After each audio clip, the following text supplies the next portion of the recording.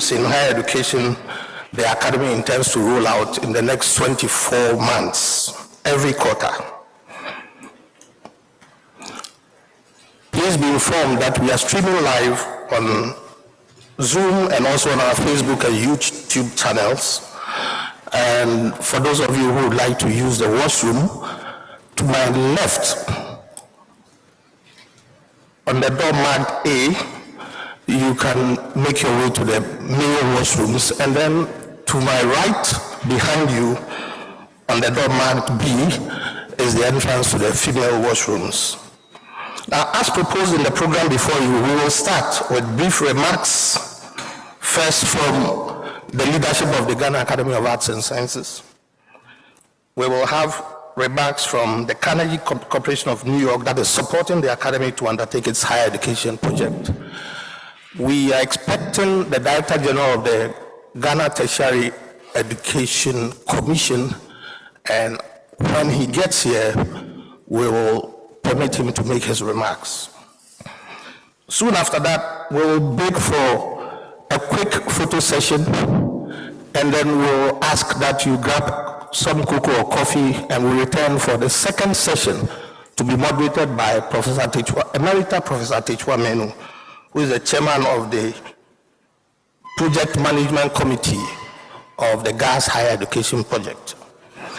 Now, it is my pleasure to welcome the chairman, the president of the Academy, who is also a member of the Presidential Advisory Council on Science, Technology, and Innovation.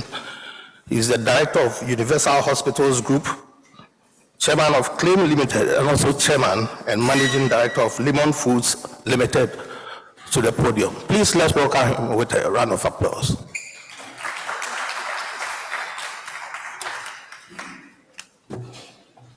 Thank you, Mr. Francis Sankara. Good morning, distinguished guests, fellows of the Academy, ladies and gentlemen. It is my pleasure to welcome you to the Ghana Academy of Arts and Sciences. I thank each and every one of you for honoring our invitation to participate in today's policy dialogue. I'm very pleased to welcome many of you who are very familiar with the Academy and its programs, as well as those who are visiting us for the first time. We are hopeful that you will find today's program thought-provoking, enlightening, and stimulating. I would like to extend a special welcome to Director General of Ghana Tertiary Education Commission, Professor Mohammed Salifu. All roads to Ghana's higher education in Ghana passes through Professor Salifu. And a warm and tropical welcome to Claudia Fratelli, who has of the Carnegie Corporation of New York, who has traveled all the way from New York to be with us. Ms. Fratelli is Program Director for Higher Education and Research in Africa. As most of you are aware, the Carnegie Corporation of New York has awarded a 2-year grant to the Ghana Academy of Arts and Sciences to support its higher education project. We thank the Carnegie Corporation of New York and Ms. Fratelli for the support and confidence in the Academy. Let me also extend a special welcome to the members of the Education Committee of Parliament, led by Chairperson Honorable Kwabena Esiama.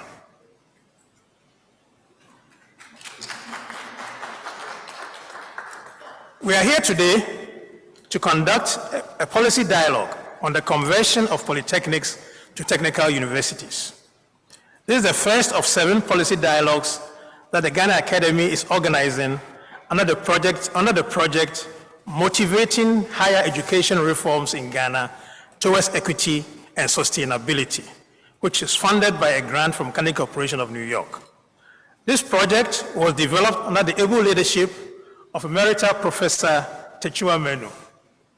We thank Emerita Professor Techua Menu for conceptualizing, developing, and managing the higher education project.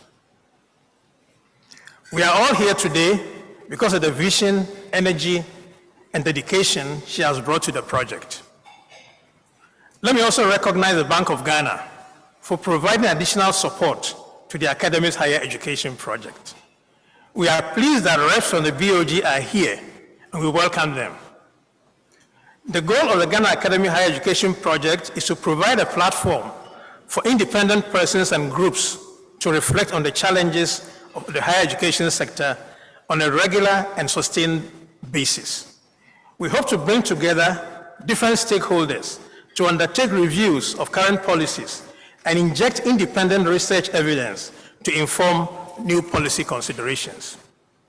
Our forums and platform can provide a safe space or sounding board to explore emergent higher education policy issues.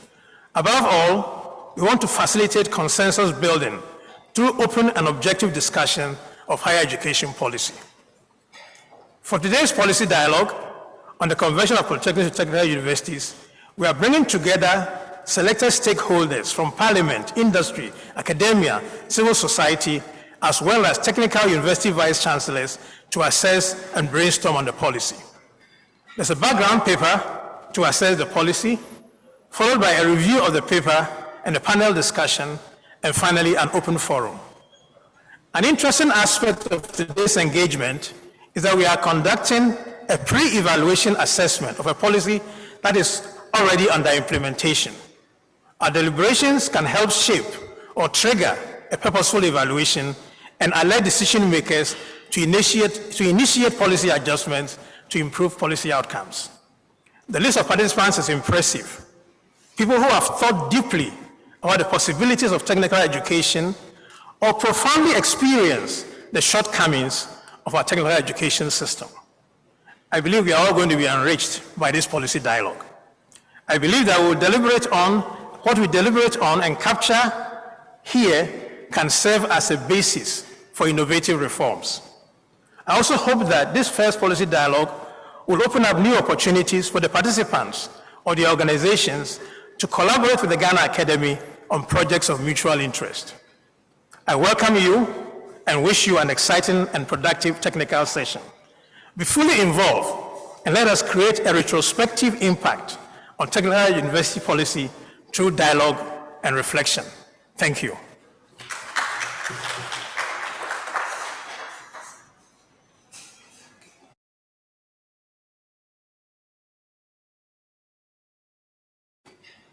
Good morning. Thank you for the warm welcome. It's always a pleasure to return to Ghana. I was here last year about this time, and that's when this project was conceived. I think the Ghana Academy of Arts and Sciences had been thinking about this and corresponded with us. And last year when I came, we had a chance to talk about the project and what was desired. So I'm really pleased to be here at the launch. My name is Claudia Fratelli, and I'm a program director of the Higher Education and Research in Africa program at Carnegie Corporation, which is a philanthropic foundation based in New York. And I see a lot of new faces in here because we don't normally work with the technical universities, so I'm really pleased to meet all of you today. The foundation's first trip to Africa was actually in 1927. So I was looking at we were looking at the history of your presidents here, so a little bit, it was much before that actually, it was to East Africa. And the first one of the first grants to Africa was made to improve the relevance of education curricula in primary schools to make it more relevant to local African people and culture. This was in East Africa, but in many ways, we are still working on the same mission. Almost 100 years later, as we discuss the relevance of technical universities here in Ghana today. The foundation has provided support to African higher education since about the year 2000. And the current focus is on developing the next generation of academics so that there are academic staff for this growing sector. And we do that through postgraduate training and research. We have done that here in Ghana, partnering with the University of Ghana since 2010, and I see Professor Tago here, which I think was our first grant with the University of Ghana back in 2008, when we started the relationship. We have not worked directly with technical universities, as I said, but we have supported some of your institutions through the Carnegie Africa Diaspora Program, Diaspora Fellowship Program. Is anybody here familiar with that? So in Ghana, we've supported about 113 fellows from the diaspora, African-born academics who partner with universities, and we like the university to apply for the project. And I looked in the database, we have over 650 fellows across Africa, but I noticed there were many fellows that have gone and been hosted by technical universities, so Cape Coast Technical, Accra Technical, among others, have had a number of Carnegie Fellows. So that's an opportunity for you, and we're happy to share more information about that program. We also support higher education policy and research in the 5 countries in which we work.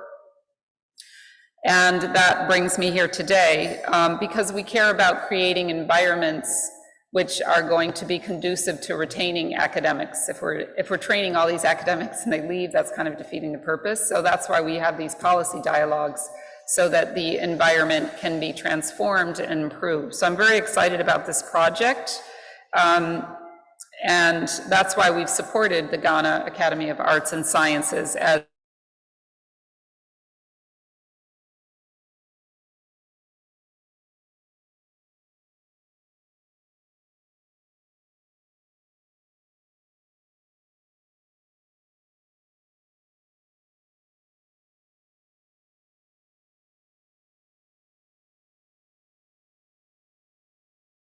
expands and continues to grow, and we know the importance of that. So it's a learning experience for us as well, and I'm looking forward to the discussions. I want to thank Ghana Academy of Arts and Sciences and Professor Manu, who has really had the idea to initiate this, and for all the speakers here today, and to all of you who came. I know some of you came quite a distance, so we really appreciate it, and I'm looking forward to your participation and learning more. Thank you.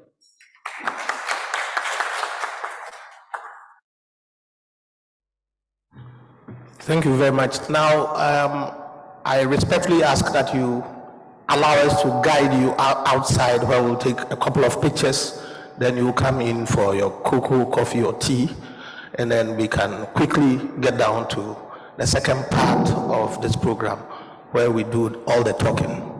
So please step out now for the pictures. We have 20 minutes to do this, and then we come back for the second part of this event. Thank you.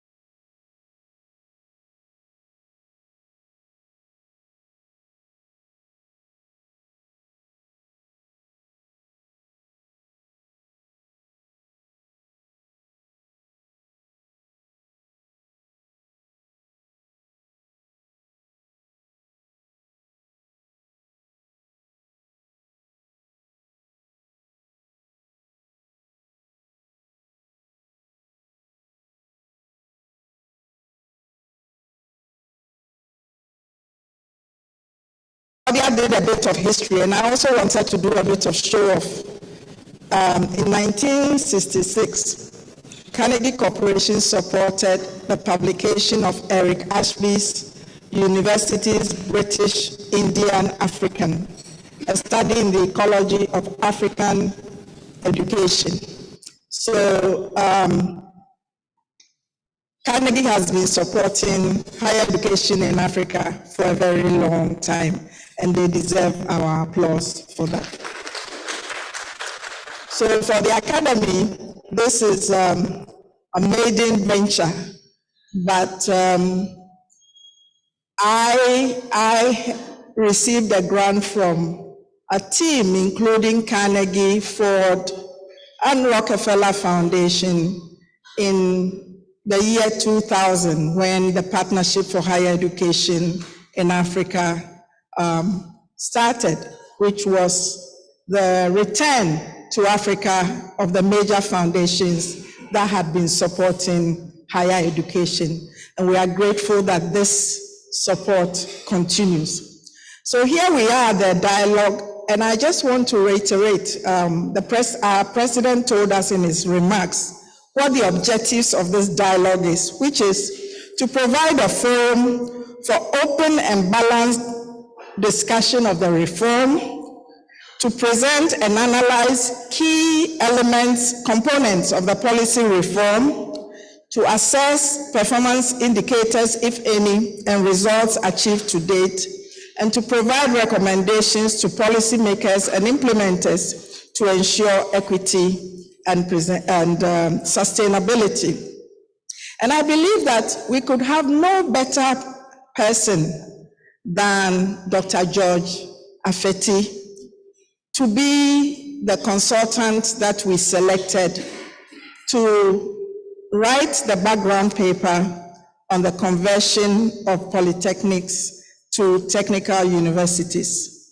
Dr. George Afeti is a TVET expert and consultant. He works for the World Bank, he works for several African governments, and indeed, he was the rector of Ho Polytechnic and actually the chair of the technical team that worked on the conversion. So if you like, he knows it back and front.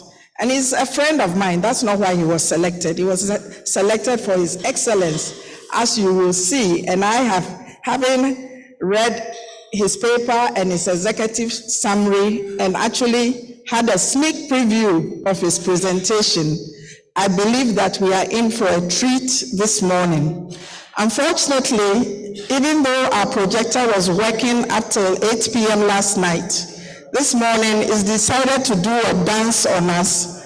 So we are having to revert to plan B, but it also reinforces the need for more up-to-date equipment for the Academy. So Claudia, in our next iteration, you know some of what we are going to be coming for. So without much ado, I'm pleased to invite Dr. George Afeti to join me up here to do his presentation.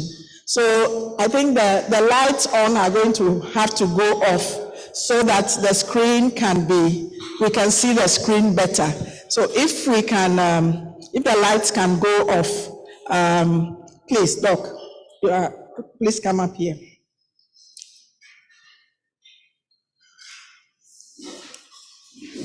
And you don't mind if I sit down, I'll come up again when you are finished. Thank you. Can get the lights off, then perhaps. Okay. Yeah, it's fine. It's fine. Thank you. First of all, I want to thank the Ghana Academy of Arts and Sciences for inviting me to do this background paper. In actual fact, I like dialogues. I don't like lectures. Dialogues really bring out the best in everybody. Everybody contributes. So my job really is to run you through very briefly this background paper, and then we can take it up from there. I have 30 minutes, and I promise you I will keep to time.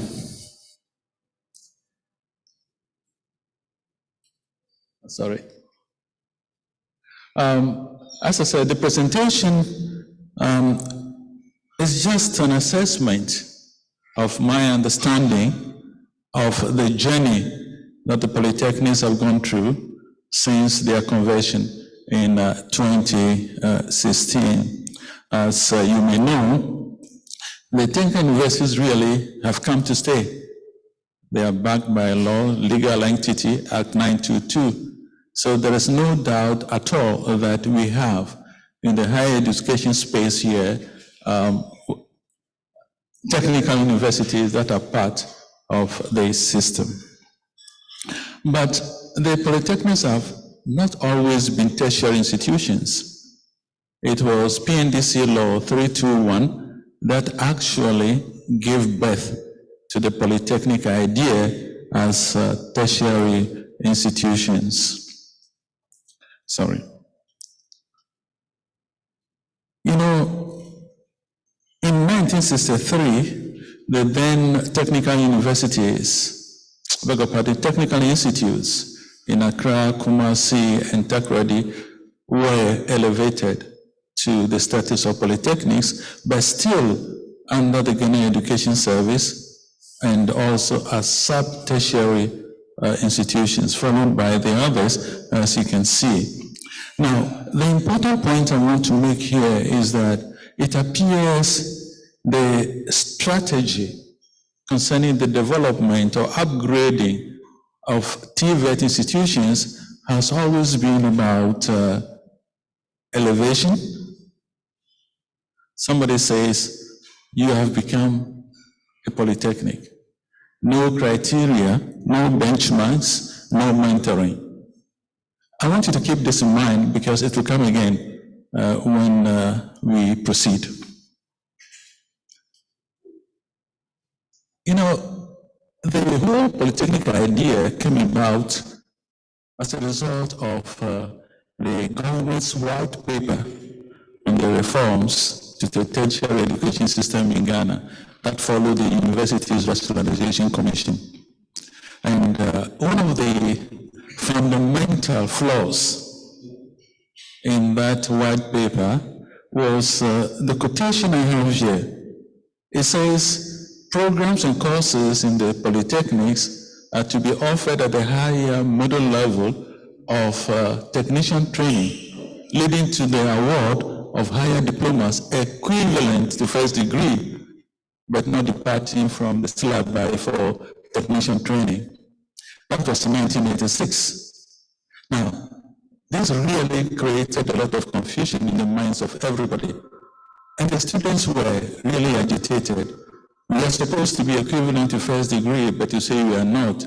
And then, to make matters worse, the Ministry of Education came out and said the HND is next to the degree, creating more confusion because the two are different. So that was the reason why in the very first years of the development of the polytechnics, there were massive demonstrations all over the place. Students were saying, I recognize my HND as a degree. How do I proceed or progress academically? And staff were saying, since we are tertiary, you must have the same conditions of service as tertiary institutions. The conversion process was actually a well thought out process. It wasn't really something that was announced, but there were difficulties. It was the President of the Republic in a State of the Nation address in 2013 that indicated that government was about to create technical universities. And I think this was also because of what I said initially, that the strategy had always been government pronouncement or elevation or redesignation. So the government said, okay, why don't we have a committee that would develop a roadmap for the conversion? It was a good idea. So this committee actually produced a report endorsed by the NCTE, now GTech, and also issued an advice to the Ministry of Education on how to proceed with the conversion of the polytechnics to technical universities. There was also a stakeholder forum organized, I think, at La Palme, attended by a wide range of stakeholders. Discussions were made, and then, following that, the NCT set up an expert panel to determine those polytechnics that were ready to be converted. So this expert panel also went to work, and after that, there was a technical universities bill that was drafted. It went to cabinet, approved by cabinet, and then it went to parliament, where we actually have the law at 922 that effectively created the technical universities. I'll say a few things about the expert panel shortly, but suffice it at this moment to say that the recommendations of the expert panel were not fully implemented, because the expert panel made recommendations that you need to pass certain qualifying benchmarks before you could be converted. But I think politics took the better part of the discussions. But there were good reasons for the conversion. You know, the idea was that we can get the polytechnics to really train a workforce that could drive industrialization and economic growth. It was a good idea. And then a controversial one, the idea was also to achieve parity of esteem with the universities, but not to depart from the mandate that was supposed to be theirs. And then the other reason was that we can now create logical progression pathways. You remember I spoke about a progression for the HND students. So the technical universities were also supposed to play that role of logical progression pathways, and also to make sure that we enhance the image of TVET. Not bad, if you ask me. The key attributes expected of the technical universities were laid out. First of all, they were supposed to be practice-oriented in their curriculum. Strong links with industry and business, skills training at all levels. They were to train at certificate, diploma, degree levels, but not PhDs. Faculty should have both academic and professional or workplace experience. And then research should be tied to the needs of industry and small and medium enterprises. Partnerships were very important also with similar institutions abroad, because you see, the technical universities were designed to be similar to the universities of applied sciences in Europe. So at one time, there was some confusion about technical universities in Germany, for example, and the technical universities here. Of course, as you all know, technical universities in Germany are top-class research institutions. And here, the technical universities here are supposed to more or less behave like the universities of applied sciences that you find in Germany, in the Netherlands, and some other countries. As workplace experiential learning, this was supposed to be part of the curriculum for the technical universities as well. The important thing about the technical university, so far as higher education in Ghana is concerned, is that it was supposed to introduce the notion of differentiation into the higher education space, simply because there is no single higher education institution that can produce all the types, different types of graduates, skilled workers that a country needs, especially in our part of the world. So the idea was that let's have the technical universities as differentiated institutions from the traditional or comprehensive universities. And it was also supposed to indicate that if you have technical universities with different mandates, different curricular emphasis, different admission requirements, different cost of provision, then students can also decide what institution they want to attend. So differentiation is a very important notion when we talk about higher education. This is just a brief if you like, explanation of what our technical universities are supposed to be like, what they're supposed to be doing compared with the comprehensive universities. The whole idea is about different mandates, similar perception. That is what we set out to achieve. The mandates are different, but the public will look at the technical universities as a higher level TVET institution, which is good enough for the image of TVET. So, how are the technical universities responding to the issue of differentiation? Well, in my opinion, I have noticed an appetite for the technical universities to be like the traditional universities. Starting first with the head, the designation of the head of a technical university. They are called vice chancellors, just like other universities in the country.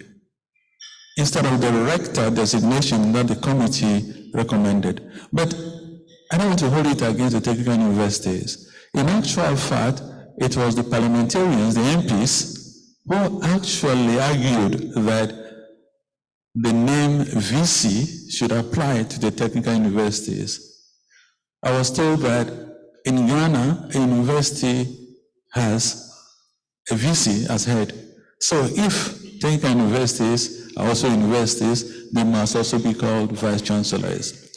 This idea, this argument is flawed in the sense that the MPs were looking at possible marginalization of the technical universities, but they had ignored the issue of differentiation. If you look at the situation right now, as I said, isomorphism is what is creeping in. Isomorphism, as many of you know, is a situation where lower level institutions want to behave like higher level institutions in order to achieve some respect. So isomorphism is really an inhibitor of differentiation. If the technical universities want to be seen and to be looked upon as traditional universities, then we have a problem there, and we need to look at that. The research orientation and publications, are they industry related? I didn't have the opportunity to examine the content and so on of the research publications of the technical universities. Although I know that they have really done a lot of publications, but the content, nature, whether related to industry or not, I have no idea. And then admission requirements, they're the same. GTech gives admission requirements to everybody. Governance structure is the same. And what is very interesting is that we don't have any national policies to differentiate the technical universities from the comprehensive or older universities. I try to assess the performance of technical universities using a simple model of input-output. In actual fact, in between, there could have been process. But I didn't have time and resources to do that. The process would have included how is teaching done, what are the methodologies used, what is the place of internships and so on in the curriculum. I didn't have that opportunity. So I just adopted the simple input-output model and with the indicators, which I want to briefly go through with you. Admission requirements to start with, as I've said, is A126s. And it's only recently that I was told D7 was allowed for some programs. So similar admission requirements simply mean that traditional or the older universities have become the first choice for candidates. It is only after they failed to gain admission to the public institutions that they then go to the technical universities. And this is not unique to the technical universities. In fact, the private universities too are experiencing this phenomenon. First attempt is to the public universities, then afterwards we look at other tertiary institutions. Teacher quality. Quite impressive if you look at what has taken place since 2016.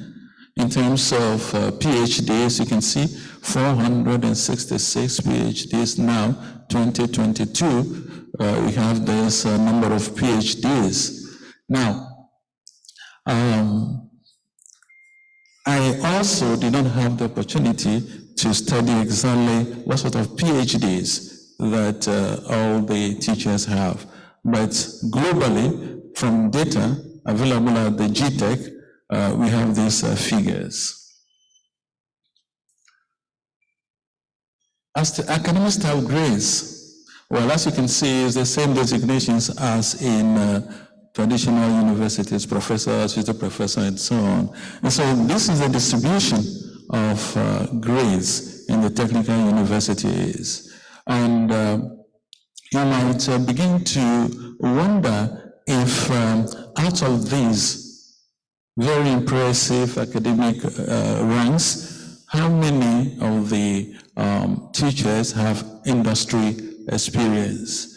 Because the most important thing is that in a technical university, practice-oriented curriculum. So if you have a PhD, you don't have any industry or work experience, there's no way you can impact practical skills to your students. As you have seen already, designations are the same.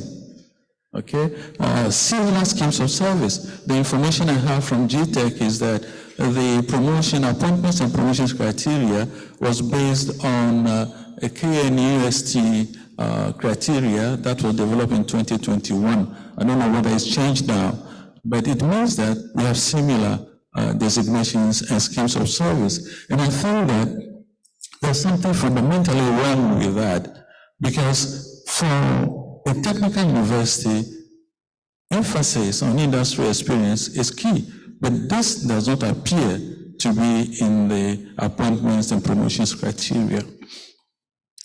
And then, as I already said, I'm not too sure if the research activities really are industry related. The programs and courses, certificate, HND, BTech, and so on, and even some technical universities offer courses for apprentices so that they can have qualifications on the Commission for TVET's qualification framework. So it appears that the technical universities are running courses at all levels of TVET, which is what they were supposed to do in the first place. So that's a good thing, in my opinion. But then quality dimension is absent. I didn't have any information about the quality of these programs. Some of these programs are familiar, but then I wanted to just talk about the MTech. The MTech is about 1, 2, 3, 5 or 6 programs that they are currently running in the technical universities. The bulk of the programs is in HND and BTech. You may not see it too clearly here, but then you can see the,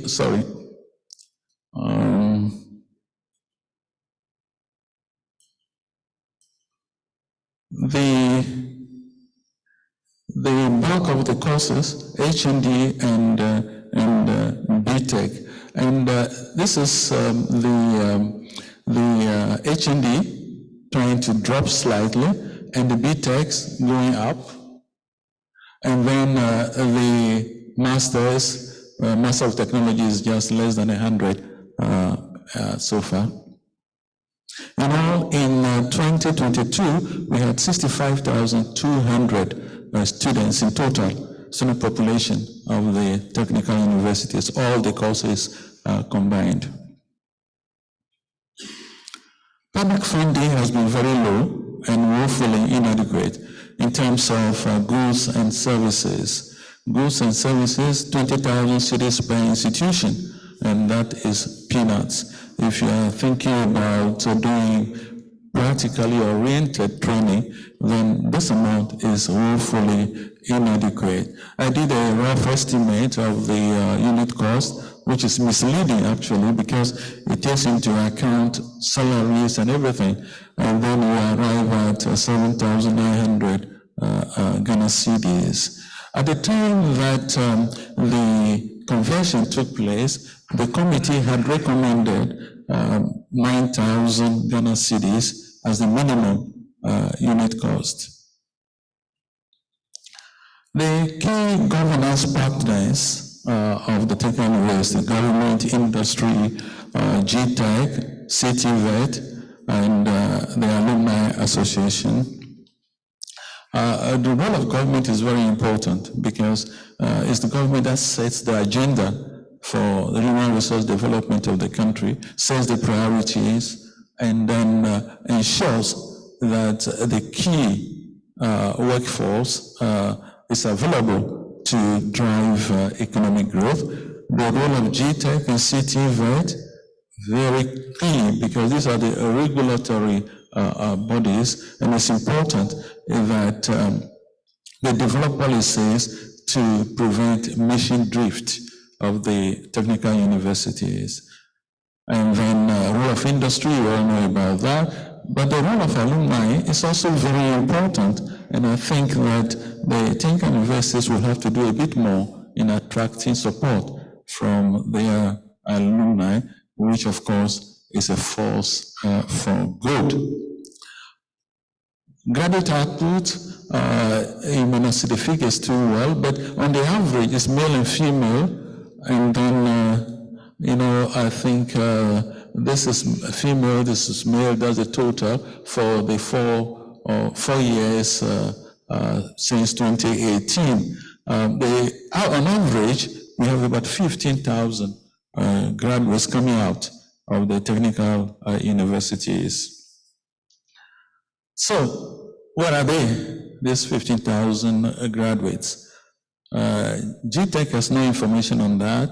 I didn't have time to go to all the universities to find out what they are doing. But what I want to say is that there's no data available at GTech on where these people are going to and whether the quality that the technical universities are producing is aligned with the needs of industry and other employers. So the technical universities will have to do a lot in order to be able to find out the employment rate and perhaps sell it as a good point that our students are not a part of the Graduate Unemployment Association. So it's something that they need to do, because that will also enhance the image of the technical universities. If your graduates are seen to be of quality and are readily absorbed into the world of work. My other recommendation is that perhaps GTech may have to factor this employment rate into the funding mechanism. Find out exactly what is happening, and then those universities that are helping to reduce unemployment, contributing to economic growth, can then perhaps be more favorably compensated in terms of funding allocation. What is happening in other countries, to conclude? I think this is very important because sometimes we feel, some people feel that Ghana is unique in this transformation and convention process. This is not the case. If you look at Kenya, Kenya is the same as Ghana. Some polytechnics in Kenya have been converted to technical universities. In Nigeria, there has been a policy reversal. Initially, they allowed polytechnics to offer degrees, and then recently they said, no, don't offer degrees. But you may offer M.Tech after HND in conjunction with some universities. That is their choice. In China, I would say this is what I call a reverse conversion. 600 universities have been converted, are to be converted into institutions of applied learning, because it was felt that vocationally oriented graduates find jobs much more quickly than students coming out of traditional universities. And then South Africa, the famous technicons that used to be really very practically oriented institutions, and the same as our polytechnics, have been absorbed into the universities of technology system in South Africa. I'm not saying this is a good thing, because there have been concerns. I've been living in South Africa, so I know there have been concerns about this assimilation of the technicals into the University of Technology, which are now behaving like traditional universities, offering courses from law to journalism to everything. So at one point, some of them were asking, where is the technology in the universities of technology? And then recently, Rwanda Polytechnic decided that no, we can upgrade the skills of our HND graduates in only 2 sectors that are critical to the needs of the country: construction technology and automobile engineering. In only these 2 sectors, without changing the name of the Polytechnic. It's still Rwanda Polytechnic, but they can offer degrees, BTech degrees, in only these 2 areas. So, conclusions and recommendations. I will run to very briefly. What I think we need to do is to recalibrate and enforce the mission and mandate of the technical universities. There appears to be some deviation, in my opinion. I think that they should just maintain their identity as vocationally inclined institutions. The popularity of the technical universities is growing, as you can see from the enrollment data, so which is very positive. But then there's not much information on where the graduates go to in the world of work. We need to know. And then finally, we need to get the technical universities to be able to have feedback from industry in order to readjust their programs. There's also something which I saw, which a bit remarkable and a bit strange.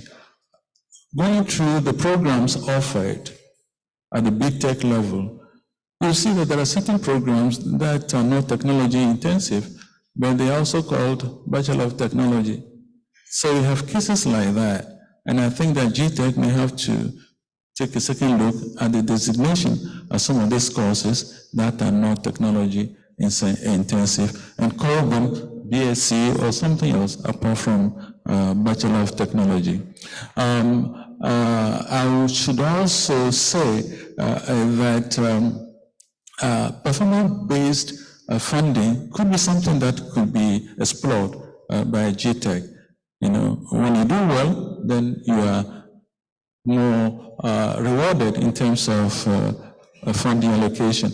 And my last recommendation is that for now the technical universities should be limited to the award of HND, BTech, and eventually MTech after we have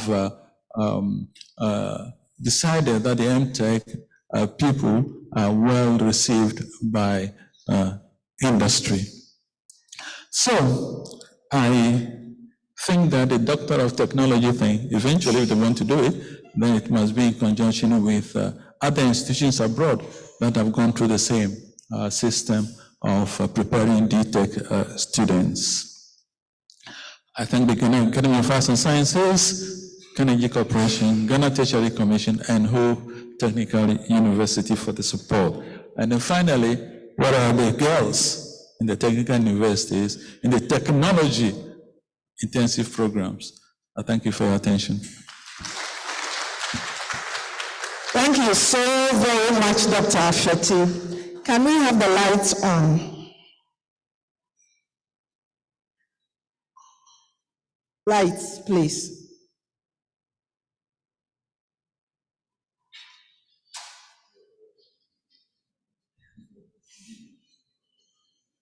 Hello. Lights. So please, let's give another round of applause to Dr. Afeti. We're supposed to have a review of the background paper, but before we do that, I should have done it earlier. I'd like us to do a round of introductions so we know who is here. I know that the chair of the Parliamentary Committee on Education had to leave. He said they have some UNESCO bill in Parliament. Happily, the presentation will be distributed. There will also be a policy brief because there are issues that have been raised clearly that need their attention. So they'll get wind of it. So I want to start from this table. Is there a mic?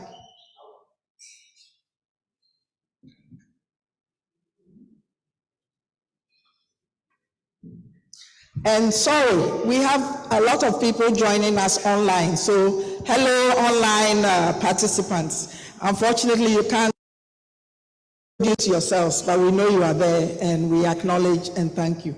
Yes, please. Please, I am Sichi Jeremiah Hayford, a reporter from Ghana News Agency. I am honored to be here this morning. Thank you. Thank you. My name is Dixon Duche from the Daily Graphic. Providence Meku, Bank of Ghana Research Department. Thank you. Francis Abude, Bank of Ghana Research Department. Joseph Lendo is my name, the Deputy Administrator, Get Fund. Mohamed Musa Kwesi, Coordinating Secretary for Genius.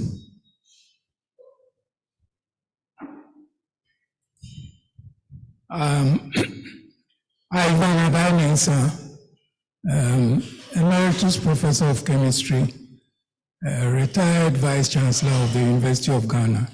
I retired 22 years ago. And fellow of the Ghana Academy. Fellow of the former Vice President for the Sciences of the Ghana Academy of Arts and Sciences.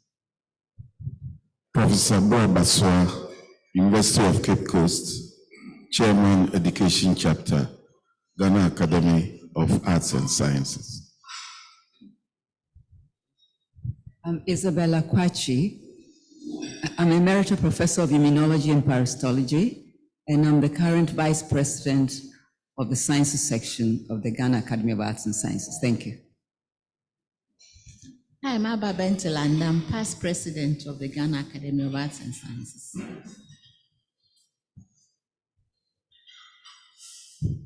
Well, I'm Dr. Eyim Dake, the president of the Association of Ghana Industries and executive manager of Redmond Resources Limited. Thank you. Hi, I'm Yayura Jakaji, director in charge of tertiary education, Ministry of Education. I'm glad to be here.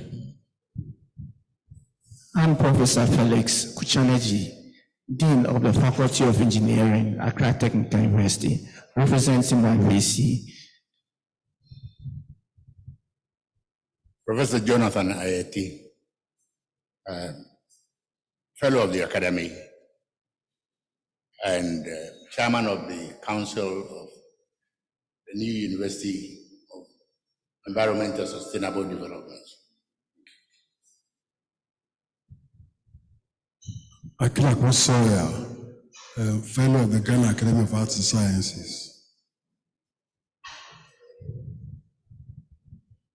My name is Edward Akaho, Emeritus Professor of Nuclear Engineering, and former Director General of Ghana Atomic Energy Commission, and a Fellow of the Academy, presently here as a reviewer.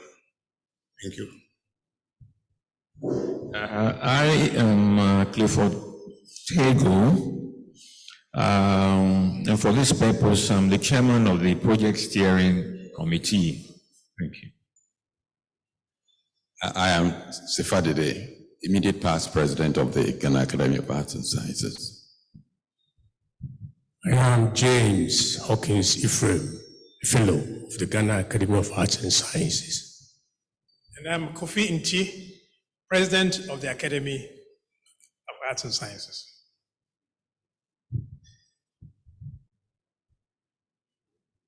My name is Sylvia Nkandawire. I work with the Association of African Universities here in Accra, and I coordinate the African Centers of Excellence for Development Impact funded by the World Bank.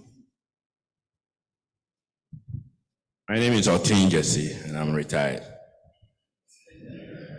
Yeah, Ben Honyenuga is my name, the Vice Chancellor of Technical University. You are here in two capacities. And also the Ghana Rep for Association of Technical Universities and Polytechnics in Africa. Thank you. My name is Engineer Kojo Edinkrapia, the Vice Chancellor of Sunyani Technical University. Thank you. I'm Victor Bonzimaika, the Pro Vice Chancellor, representing my Vice Chancellor. Tokrade Technical University, sorry. I am Professor Colin Samuel, President of the Technical University Teachers Association of Ghana, TUTAG. Professor Abdulaziz Idrisu, the National Treasurer, TUTAG. Claudia Fratelli, Program Director, Higher Education and Research in Africa for Carnegie Corporation of New York.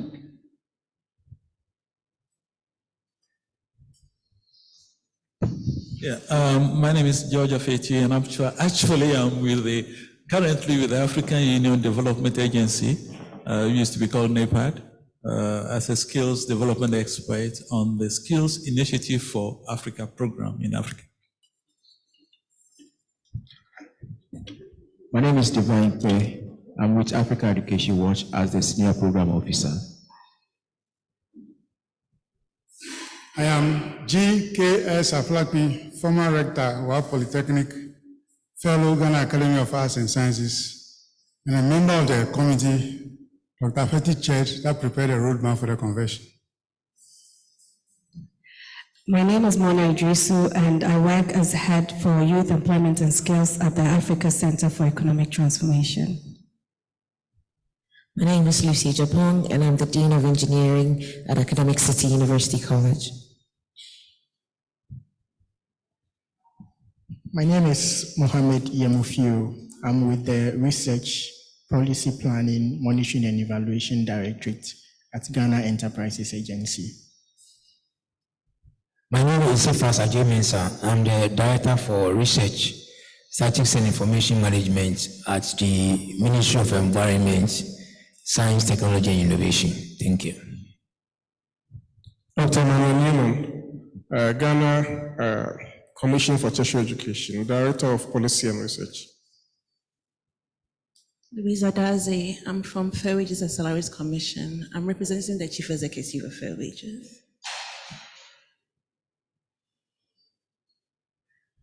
I am Samuel Alma, the Vice Chancellor of Polytechnics Technical University, and also the Chairman of the Vice Chancellors of Technical Universities, Ghana. Sorry, I'm Emmanuel Dogbevi. I'm the Managing Editor of Ghana Business News. I didn't hear, please. Emmanuel Dogbevi, Managing Editor, Ghana Business News. My name is Emmanuel Faye, representing the President of Ghana Employees Association.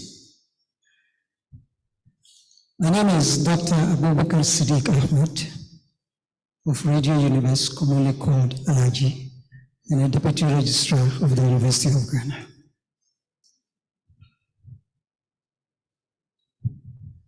My name is Michelle Safodo Nonko, Deputy Director, Tertiary Education, Ministry of Education.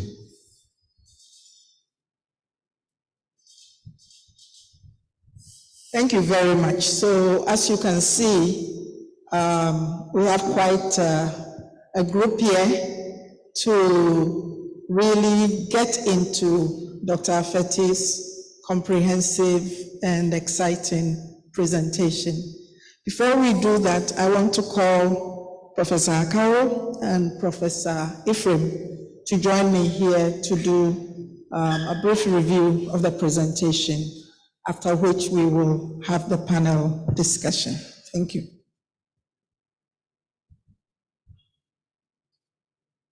So we'll start with you, Prof. Go up here.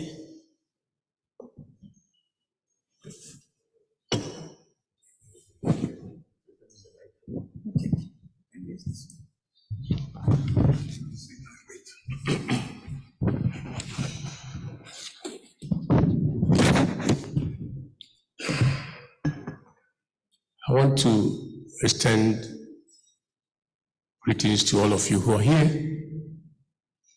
From me, and thank you for coming to listen to the discourse and the discussion, the interaction going on today on policy of converting polytechnics into technical universities. Before I give a short write-up that I've done, I want to thank the Ghana Academy of Arts and Sciences for giving me this opportunity to review the document, the background document prepared by Dr. Afeti. I must confess it was a 28-page document, and it was exciting for me that I had to read it several times so that I can give a review. And in the review, I was asking myself, what should I say? What should I do? I consider my assignment in this review exercise to assess the background paper which Dr. Afeti had written with the intention of instituting changes if need be. That is, if it is important, I haven't looked at the document. If I find it necessary to suggest changes, I will then have to do that. And that is what I saw as my responsibility. This exercise was guided by the following contents expressed in the expression of interest. I went back to look at what was asked to be done. Then I put it together what was presented, a 28-page document. I discovered that what the Ghana Academy of Arts and Science wanted were these 4 clear points. In the preparation of the background document in any of the teams, the first obligation was to provide detailed assessments and analysis of the issues on that thematic areas chosen, including past and present efforts to address such issues, and even possibly mentioning areas of inaction, that is, areas where nothing was done. The second objective or requirement for the preparation of the background paper was to identify the drivers who are active in these, the actors, which interests are driving this policy that we want to implement. What are the politics around this policy implementation? And are there sufficient resources to really achieve the policy change that we are contemplating? The third that I found is for the paper to examine responses.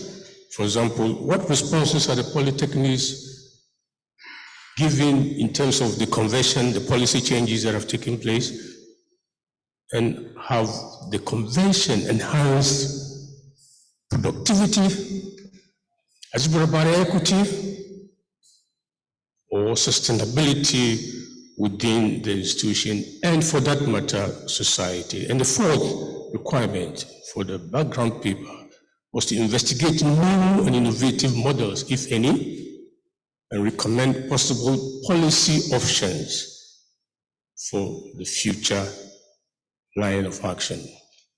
This reviewer shall examine the contents of the background paper as presented by Dr. Afeti and determine how the proposed issues above have been addressed. The first one, detailed assessment and analysis of the issues in the thematic areas chosen, as well as past and current efforts to address such issues, including areas of inaction. The author provided a historic overview of how technical institutions even became polytechnics, and then went further to also talk about the challenges that were there for the polytechnics to be elevated to tertiary status. But the author states that the policies were either by a strategy of elevation, that is, as he gave the presentation, there will be a pronouncement that institution A has been elevated to XYZ, or it was also a simple government pronouncement. A government pronouncement can come to convert a technical institution to a polytechnic, for that matter. Our author alludes to workforce development consideration leading to political decisions to convert tertiary polytechnics to technical universities. So the allusion is that the conversion of polytechnics, tertiary polytechnics to technical universities was as a result of considerations to make a political decision. This reviewer thinks that the assessment on the issues concerning the past, present, and the factors leading to the conversions have been adequate, though no areas of inaction were cited by this review. The detailed presentation of the conversion through multi-stakeholder approach was refreshing. In the second theme of identification of drivers, actors, interests, politics, resources underpinning policy changes, and the extent to which the changes attain their objectives and any modifications that occurred, the author identified the following as drivers: polytechnic students themselves who were desirous to pursue advanced studies, lecturers of the polytechnics who were seeking for parity in conditions of service and perception, lecturers of foundations for comprehensive universities who some of them were resisting the elevation, enhanced recognition of and resources for both students, politicians, educators, government, industrialists, and the general society. These were the drivers and the issues that were underpinning the changes that took place from the polytechnics to the tertiary technical universities. Funds for training per student do increase to 3 times the pre-technical university period whenever realized or received.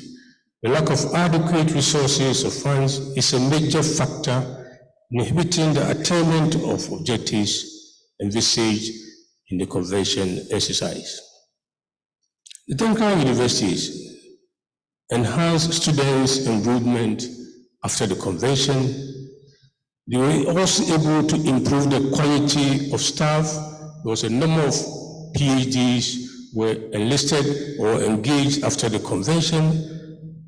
And that conversion of polytechnics to technical universities contributed to the differentiation at the tertiary education level, i.e., the provision of universities with clearly defined different mandates, but being encouraged to be insistent and consistent with the mandate given them.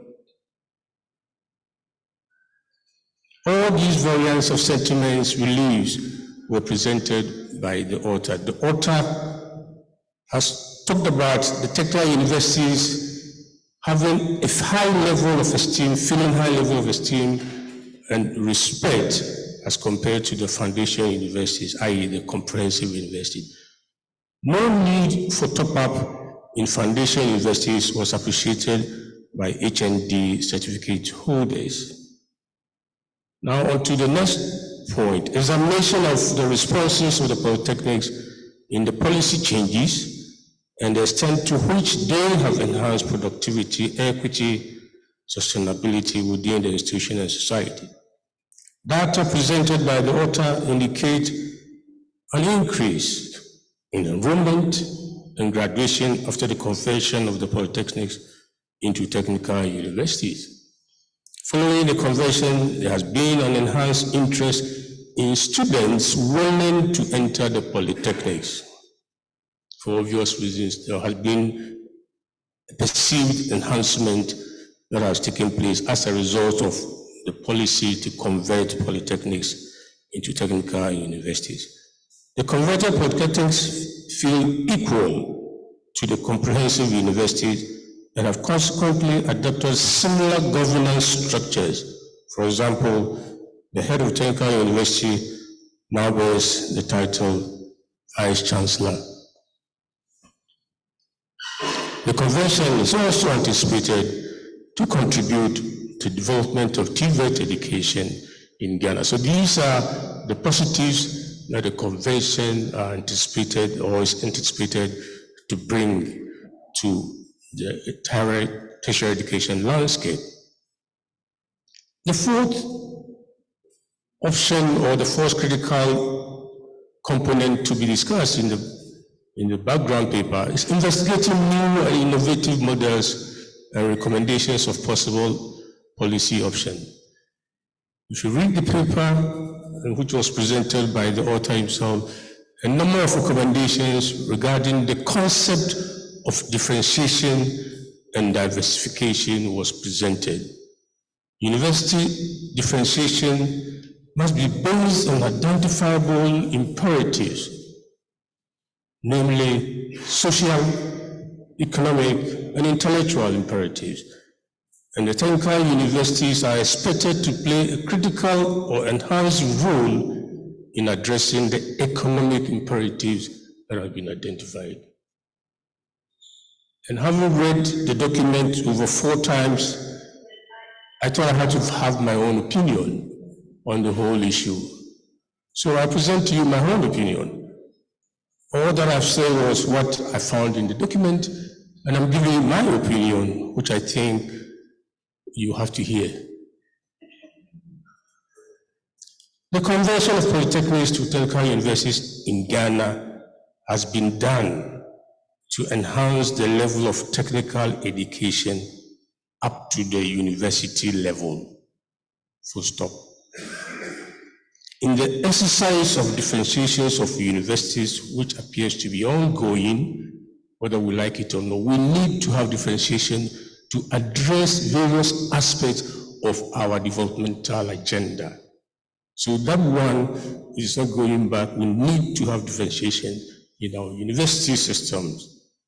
And that need means that we can identify 3 types, at least a suggestion only, 3 types of universities can be envisaged. One, the so-called research-focused university.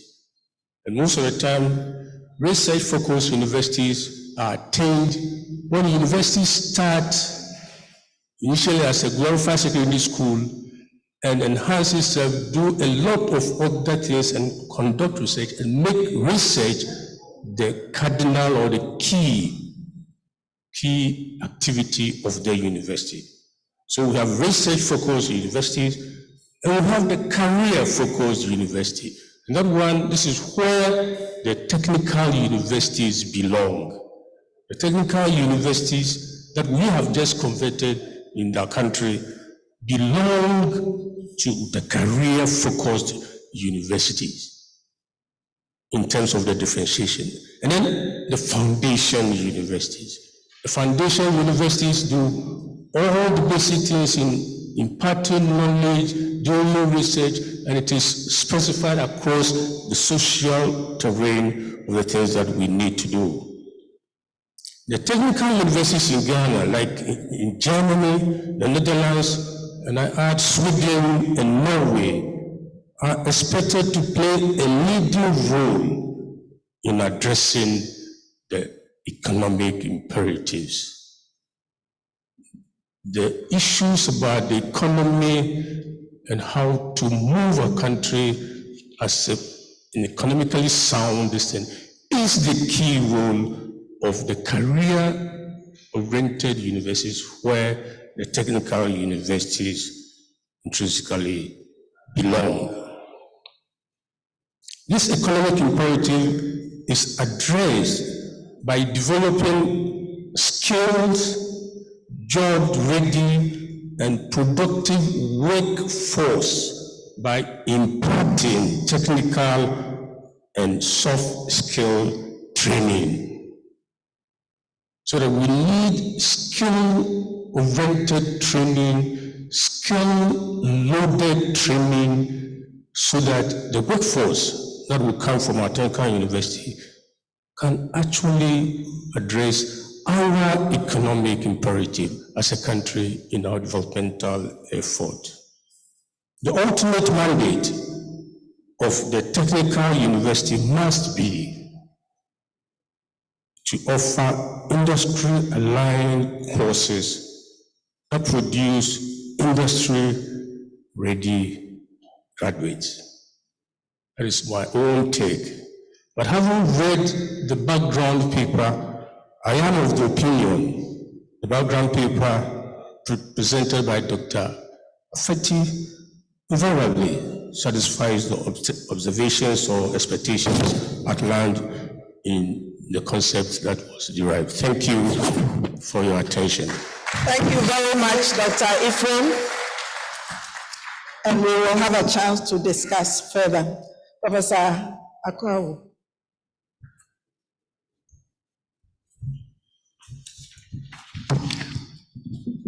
First of all, let me thank the organizers of this dialogue and the presentation of Dr. Fetitu was very informative. I do not want to repeat so many things that my colleague reviewer has said. But I have some few clarification to be made.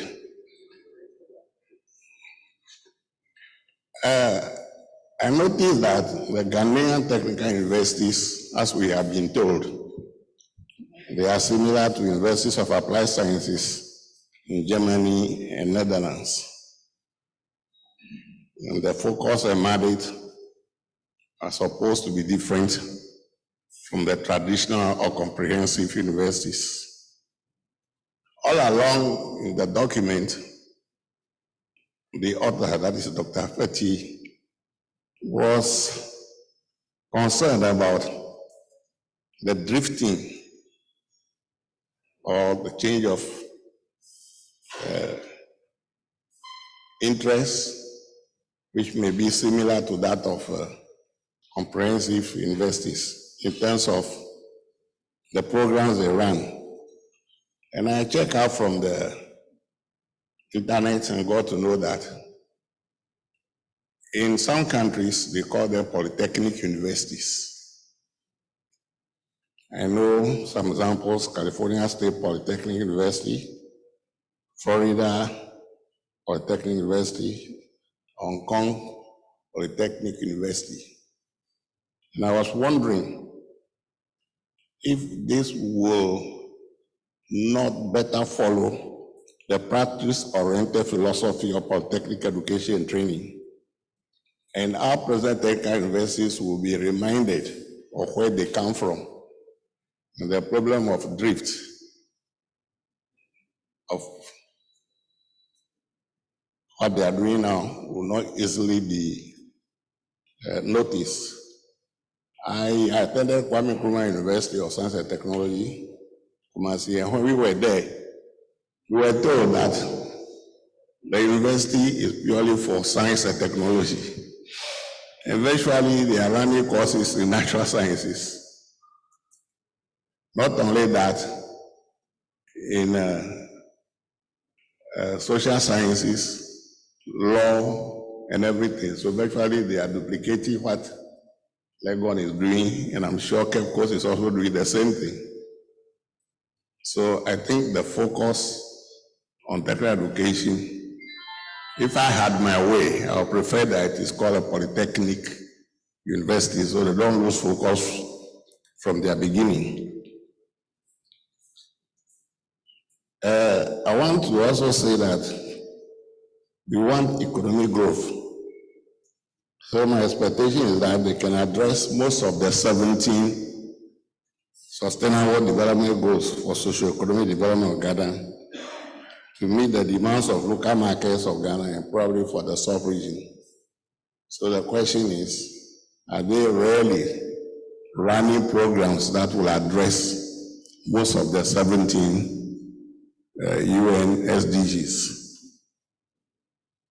And then in the paper, it was stated clearly that they were not to pursue PhD programs. And this one too is to me, is very serious, because if they don't pursue their own PhD programs, they expect a master's person to teach a master's. And then when they take their PhDs from other institutions, the comprehensive or traditional universities, they may not have this practical orientation. I say this because our university program at Atomic Energy, we have 3 PhD students from Ho Technical University. Naturally, they are running programs based on nuclear, and I'm not expecting them to go to Ho Polytechnic to teach nuclear-oriented programs. So why wouldn't the universities, the technical universities, try to formulate an academic program and run their own DTech or make collaborations with other universities of applied sciences so that they train the right people to teach their people? Because to take a PhD in a traditional university and go back to teach in a technical university, you definitely cannot be sure that the students that they are producing are with practical experience. So that we should look at that one too. And then we have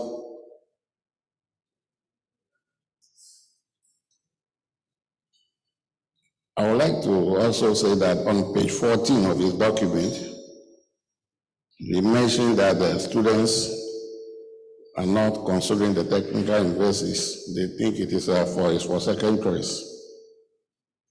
So we must urge technical universities to strategize to attract the best students by uplifting the quality of training, matching to skills and the needs of employees to promote employability of their graduates by imparting industry-oriented practical skills to the students, because this is the only way they can make a difference. So I want to make some suggestions to them too. First is that the technical universities must share knowledge, capabilities, availability of facilities and resources, and challenges by establishing what I call, they will have a network, we possibly named GTU Nest, Ghana Technical University Network of Science and Technology. What the network will do is that it will consist of public and private technical universities, regulatory bodies, GTech, CTVET. They will also identify collaborating institutions, selected industries, and they will meet biannually to deliberate over all the activities. And this way, they will share knowledge. The regulatory bodies too may wish to constitute a team of experts in various academic disciplines to assess certain programs and designate them as centers of excellence. So you have a technical university is known particularly for a particular program. And I think Dr. Afeti has virtually stressed on this aspect. By this, you will make resources available to them, and the assessment should be based on what resources do they have, the publications and income that they have generated. And we would like also to suggest that it's time that technical universities establish their own journal where they can make publications of extension of knowledge or some technology, or if there's anything they have found which is new, their findings.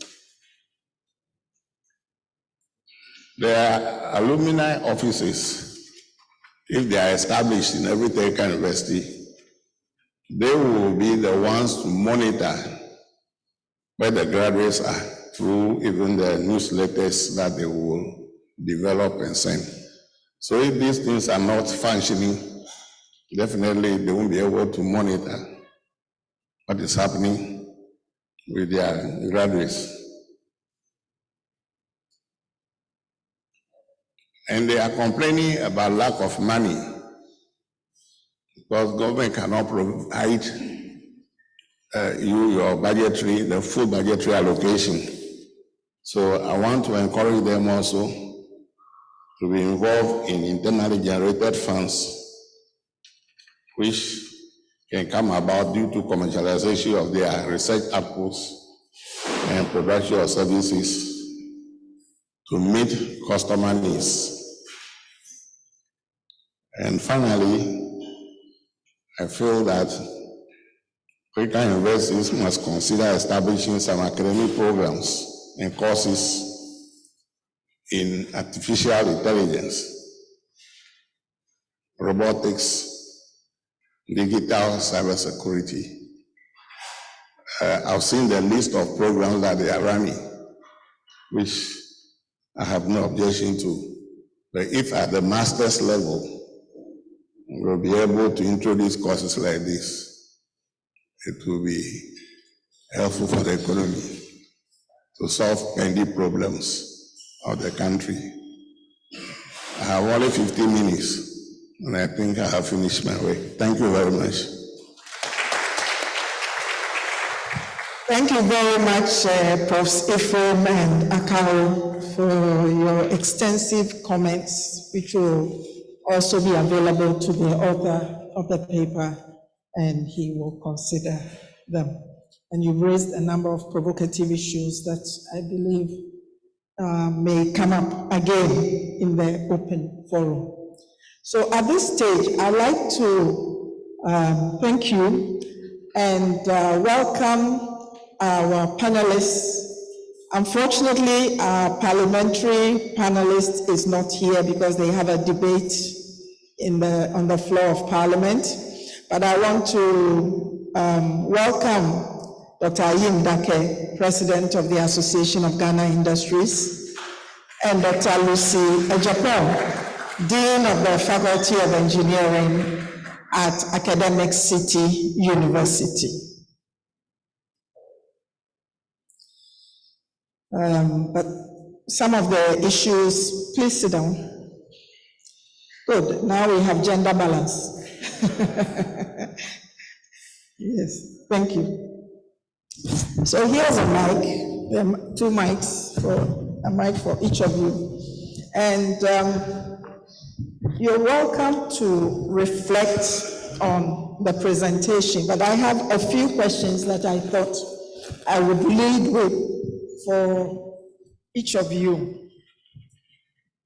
So, Dr. Humphrey Ayim Dake, not only are you the president of the Association of Ghana Industries, but you are an industrialist yourself.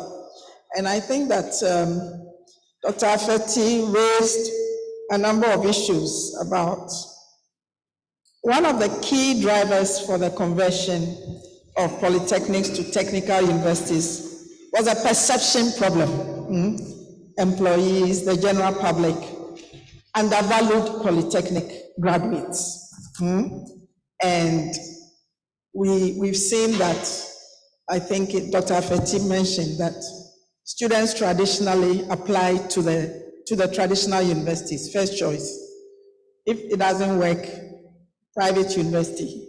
And third, the technical university. It might be interesting to find out if this is changing, because we haven't really interviewed the students to find out that process of admission. But why would you think, given the obvious skills and skill orientation of polytechnic or technical university graduates,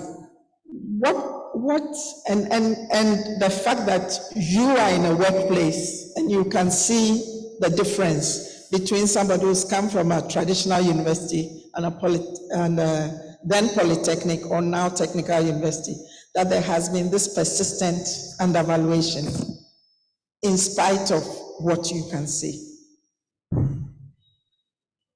Thank you, Prof.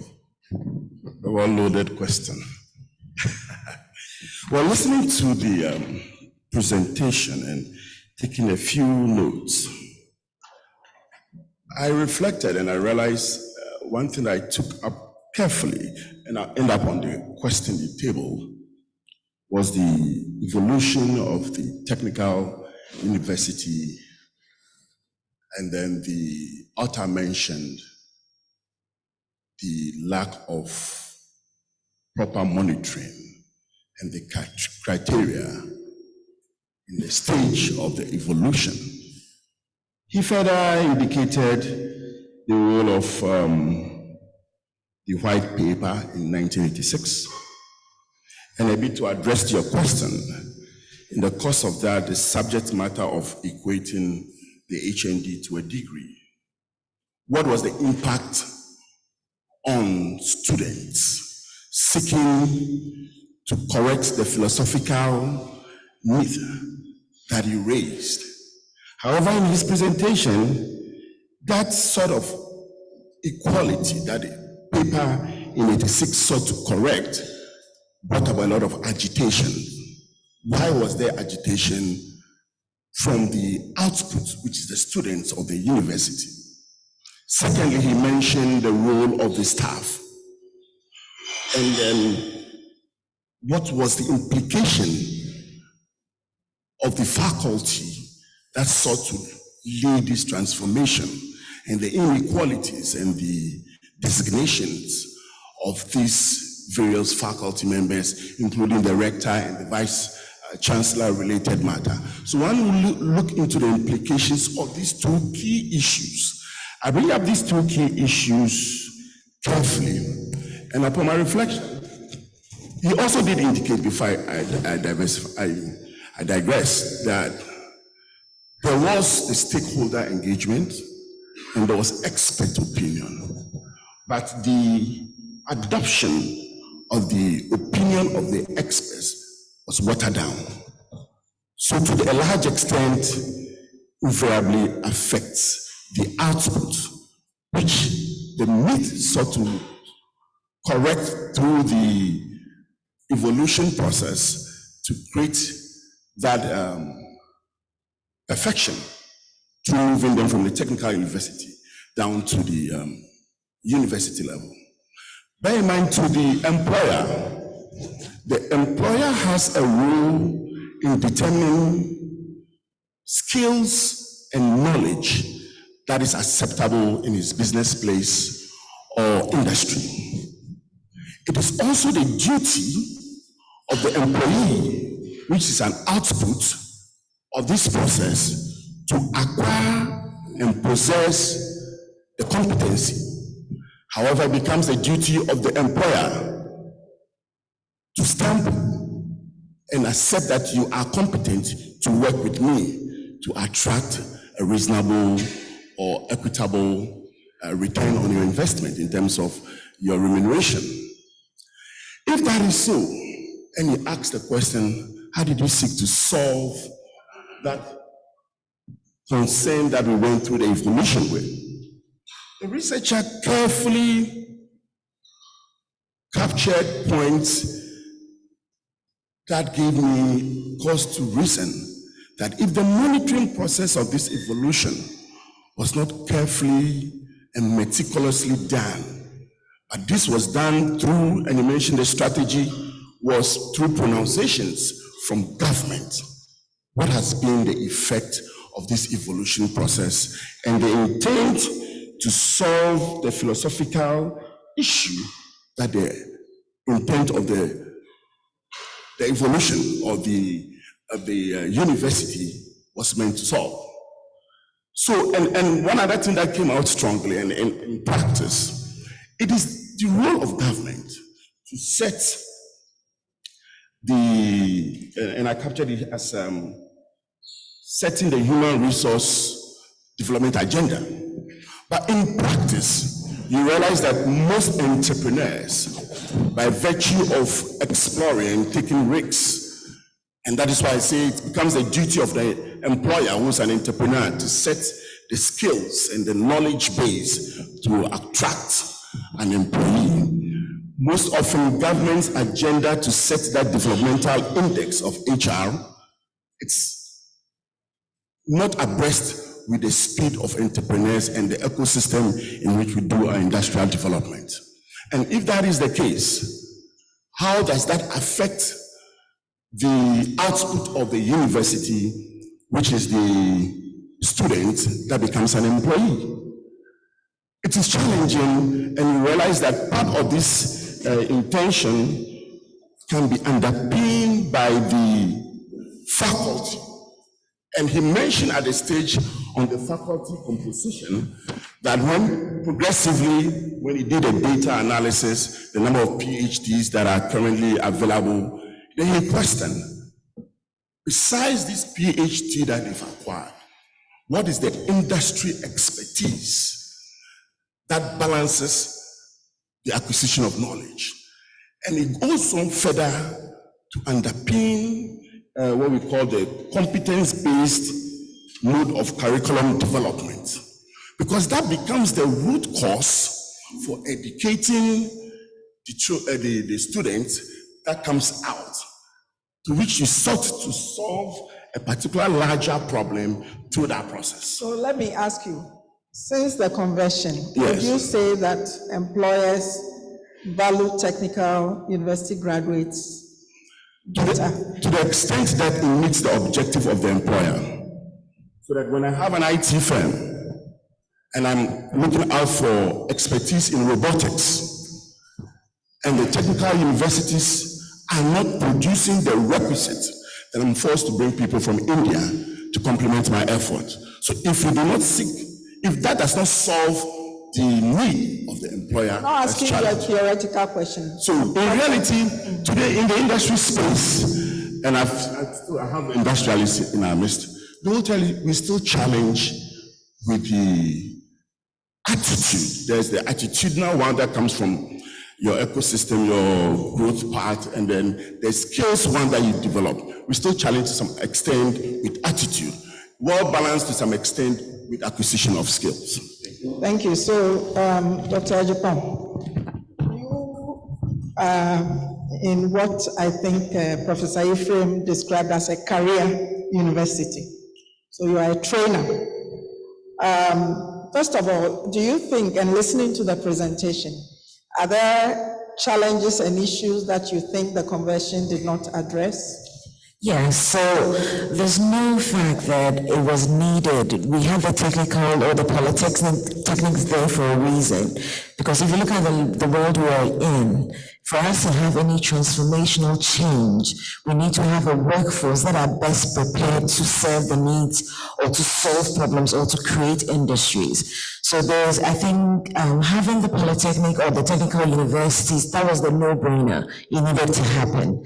But what we need to now follow through is the outcomes of that. And this is what the paper see to deal with. I think the challenges that we are having, both from traditional universities, private universities, technical universities, is that we're in such a competitive space, and it shouldn't be so. We should be complementary, with each person focusing on their strengths. But what you're seeing is that all universities are trying to be everything for everybody. So you have the polytechnics or technical universities dipping their toes in what would otherwise be considered traditional or comprehensive universities. Again, the same thing for comprehensive universities as well, who are also now training people in the technical and hands-on approach that usually is seated with technical universities. What Prof mentioned, which I thought was very important, I had captured it on my list, was the fact that we now need to have a sense of collaborations and build centers of excellence. So if we, at the moment, if I look at all the 10 technical universities, they're known for by region of their location, not necessarily by their, by a particular area of expertise. So then there's a little bit of work to be done around and say, what are we known for and what is our area of expertise, so that we direct the skillfuls or direct the people to that university for that particular skill set. There should be generic courses. If you take mechanical as an example, mechanical engineering, everybody is doing it, and it is important. Electrical engineering, everybody is doing it. However, there should be some particular skill sets. So if we're looking at University of Mines and Technology focusing on the mines by virtue of their location, that should be fine. We should have people that are focusing on advanced manufacturing processes. We need to target these if we're going to be competitive and bring up our graduates or our workforce to be able to do what is required. Okay, so you did move into the area, but I was going to ask you about collaborations and innovative ideas that we should be developing. So if you look at what we are doing at Academic City University College, we are constantly looking at the landscape of what are the jobs of the future, or what do employees really want. So in line with what you were saying about saying that people are coming into the workforce and not having the necessary skill set. The challenge that most universities have is that if you look at our curriculum are quite old. They're still very theory-based, which means that when you teach a graduate within those skills, they'll have the global principles, but if you don't put a modern twist to it, they're not able to make an impact when they get into industry. What we are doing is that we are introducing new and innovative courses. So all our students are doing programming in Python. We've introduced undergraduate program in robotics engineering. We've introduced a degree in artificial intelligence, because this is where the future is going. And we are giving the students hands-on practical skills. What we are doing as well is that we leverage, and this is where I'll give a big shout out to Accra Technical University, and not to put one person out, but sometimes we collaborate with some of their faculties because we need some particular technical skills, which you need to have a place that you can go for if you want that particular skill set. But all institutions, all universities, we need to look at how do we make sure that the graduates we're churning out are coming out to solve a particular problem for our nation and build a skill set within that. Thank you. Did you want to add to that? Yeah, as much as, and the presenter also mentioned the feedback mechanism, and that's what I seek to bring to your attention. And as you collaborate with the technical university, what is the feedback mechanism from industry to feed into the word again is the competence-based curriculum development that fits into current affairs, and therefore your output at all times becomes industry ready. And secondly, the role of the regulator to make sure that as much as there are a number of universities out there, how do you situate them? And in the first reviewer's proposition that I will propose 3 types of university, how will the regulator make sure that you do not go beyond your mandate, seeking profiteering as against the developmental agenda? Your mission drift issues. Can I address this? So I think that is very important, and then I think that's the essence of one of this, an open forum for us to discuss way forward. One of the things that we've highly encouraged is we always have academic advisory boards in universities. what we need is the industry advisory boards. Industry advisory boards come to tell you what are the new skill sets or where their industry is going and the type of skill sets you need, and infuse it within curriculum. And it's a continuously, but this is why we need regulators here, because trying to change your curriculum with GTech can be a bit interesting when you're under affiliation. But it is very important that things like that are set up, where you have your industry advisory board sitting within your academia, meeting on a regular basis to let you know this is the skill sets we're looking for and this is how you should train the graduate. We also gives academia an opportunity to tell industry, these are some of where innovation is going, these are some of the new ideas, and you guys better prepare for it. So it's very needed. Thank you very much. The funder was asking us, so how do we know that this is not going to be just another talk shop? Where are the indicators of success? So perhaps some of the ideas that are coming up, the extent to which they are taken up and implemented will allow us to see that we're making some progress, because clearly this is a work in progress. This is something that happened not so long ago. So that is really good. When a child is still young, you can mold them. So this conversion happily hasn't been so long. So it should be open for new ideas, new initiatives, etc. Thank you very much, panel. I know that there are many people who have so many excellent ideas. I was thinking about fair wages and salaries when we were talking about recognition and stuff, and I was wondering how they factor all of that in determining how much a technical university graduate should earn, etc. Dr. Afeti, I've been saving your seat for you. So I want to thank the panelists. It doesn't mean that you can't ask him questions, but Dr. Afeti, please come up here. And you are the main man. You have raised a number of issues for us. I think one of the issues I had raised for you was a kind of a practical issue. In Ghana now, this policy by pronouncement is one region, one university, one region, one technical university. So now we have 10 technical universities. There are now 16 regions. It's not clear whether there are going to be 6 more technical universities, when they will be established, how they will be funded, how that takes into account the issues that existing technical universities face, and whether that will be modeled into those new universities. Will they just be new universities, or because they did not have polytechnics, now they must go through that kind of process? So there are a whole number of practical, policy, financial reasons, but you've raised a number of issues for us, and I think that the issue that you raised for us about the very first issue about the key attributes that were expected of the technical universities is something that we need to revisit so that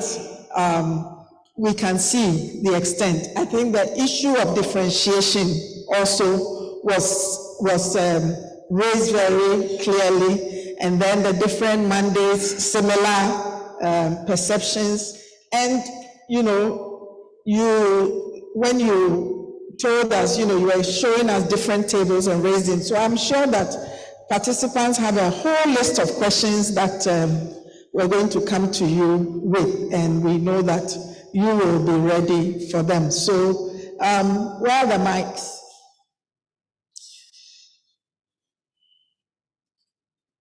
Yeah, okay.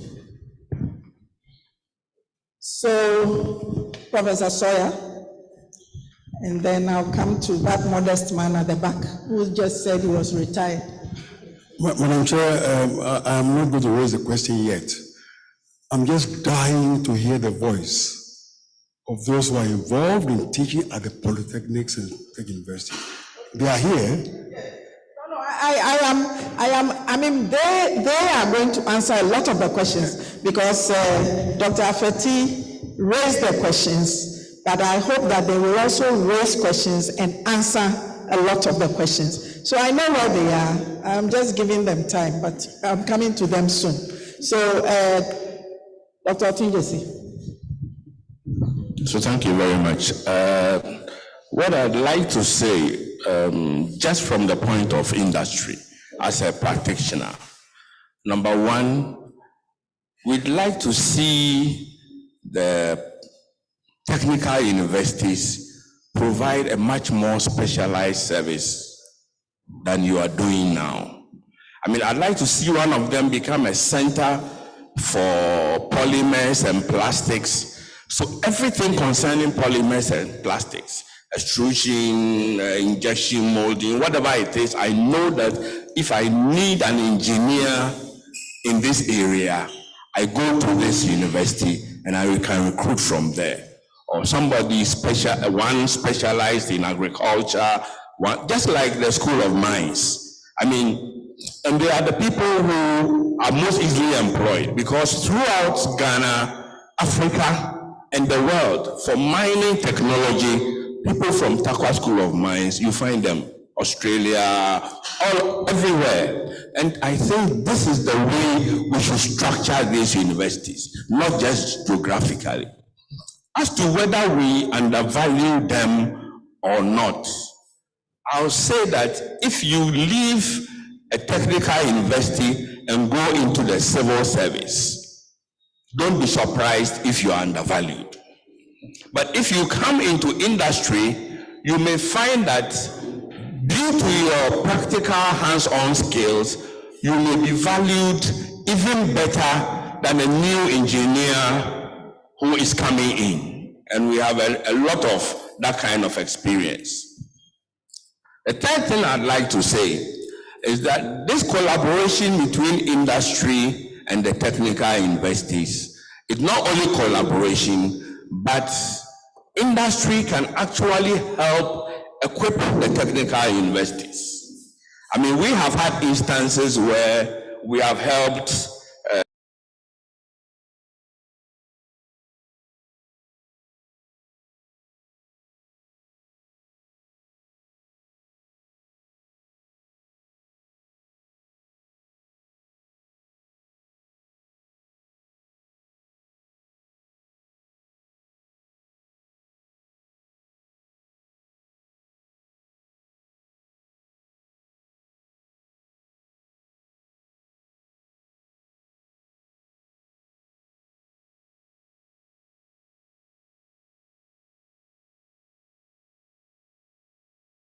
two more points, please. I know other people want to. The progression, at the very beginning, you talk about the pathways of progression. You know, it depends on where you end up. I mean, if you end up in a public service, in a non-engineering role, then you might find that your progression is stymied. But what is progression? You may be having increased salaries, but your designation may not change when you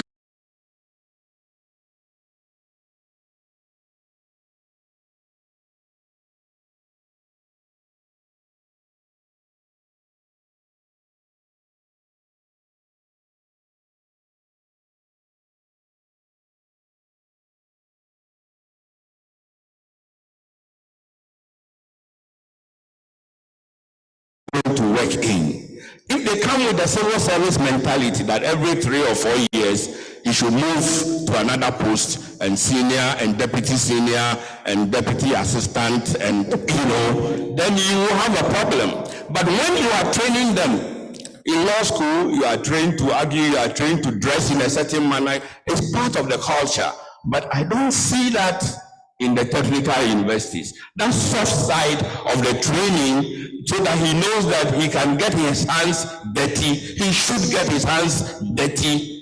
If you don't give them that kind of training, then they come out and they expect, like everybody else in Ghana, a clerical job and civil service kind of progression. So that is important. Thank you. I'll come back to you later. So I want to give the floor to some of the technical university people before I come back to the rest of you. So I recognize Professor Honya Nuga at the table there. Thank you very much. Thank you. First of all, on behalf of my colleagues, I would like to say a big thank you for this policy dialogue. I think it's a good forum for all of us to get together to understand the technical universities in Ghana and to look at what we have been doing so far. My name is Ben Honye. I'm the Vice Chancellor for Ho Technical University and also an Executive Board member of the Association of Technical Universities and Polytechnics in Africa. And let me also acknowledge Dr. Apeti, my mentor, for the exposition and the insight he has shared. He couldn't have been wrong, but I would like to make a few comments on what we have been doing so far. As TUs, let me say that the law was passed in 2016, but we went into a kind of transition. Not until 2019, we didn't have substantive leadership in the technical university. So I would say that it's from 2019 till now that we had the very first management staff, the Vice Chancellor and the team to work. So I would say, truly speaking, we took off just about 4 years ago. Almost all of us that were converted. The very first the first 6 that were converted, we took off just about 4 years ago. I want to put that in perspective. Then number 2, the other 4 that were converted, some of them are just about 2 or 3 years ago. And it's a privilege to respond to some of the issues that have been raised. I disagree completely I agree completely with Dr. Apeti's exposition on funding, all the other things that he raised, differentiation, what we need to do. And let me say that already, all the 10 technical universities have their niche areas. So people who are raising issues of differentiation, we have our niche areas. Some are focusing on hospitality and tourism, and the food and allied science areas. Others are focusing on electrical electronics engineering. Others are in agric. Others in pharmaceutical, and so oil and gas. So all of us as leadership have been put, have our own niche areas, which we are expected to develop. What that means is that even though maybe you may find hospitality in Accra, if you are looking for hospitality and tourism, maybe come to Ho, and that's where you have the excellent people that will support industry in that perspective. And we are working towards this. Recently, I think the chairman of the Parliamentary Education Select Committee has just left us. Recently, in February, the Parliamentary Education Select Committee on Education invited all the technical universities for an evaluation to find out how far the policy had traveled. And each of the technical universities had had a chance to present on key areas of their successes and challenges, of which some of the things that my senior colleague, Dr. Apeti, had mentioned were present. And also in that report, you'll find our strengths and also some of the challenges that we had. Let me also say that as Vice Chancellors of Technical Universities, we've been doing a lot to find out how we can drive this agenda for change. What we are emphasizing is this: we are universities, but we are technical. The issue about career-focused university is what we focus on. The issue about parity of prestige is very important to be able to make the impact, because until very recently, you train our staff and then the traditional universities absorb all of them because the salary levels were different. Until recently, that fair wages through the support of the unions and everything. You train a staff, he has a PhD, they went to the same school, one is teaching at Tech, one is teaching at Technical University.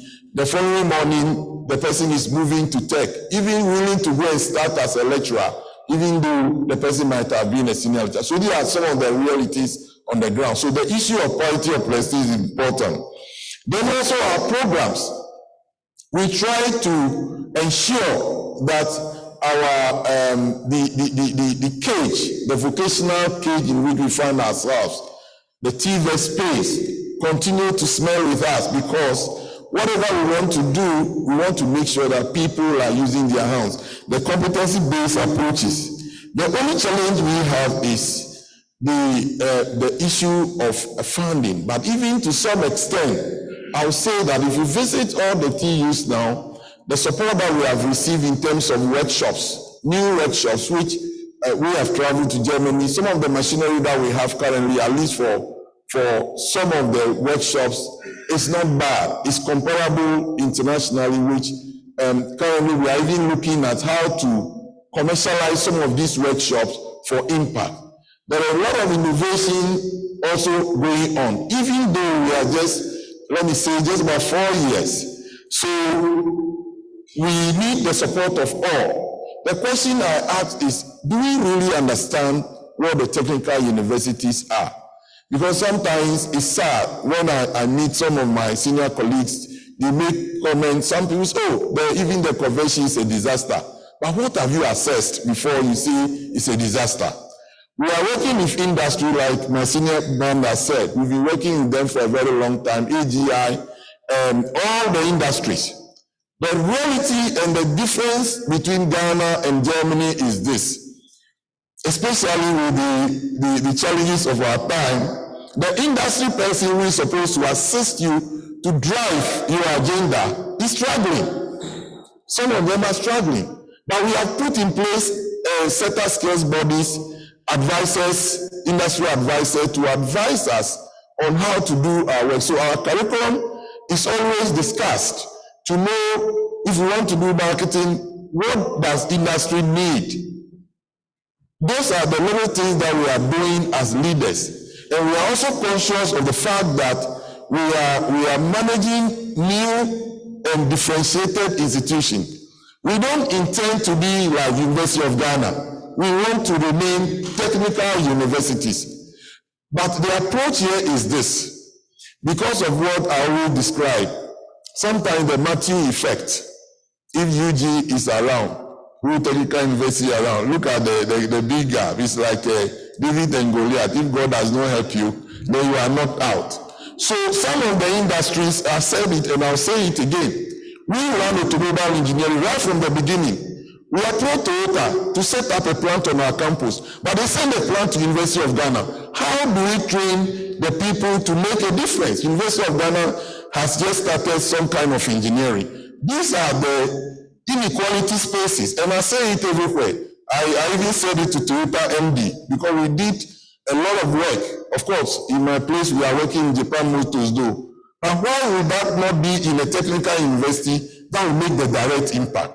These are some of our lamentations as well. But on the whole, I'm very happy, and I want all of us to commit to working together, because we need the traditional universities where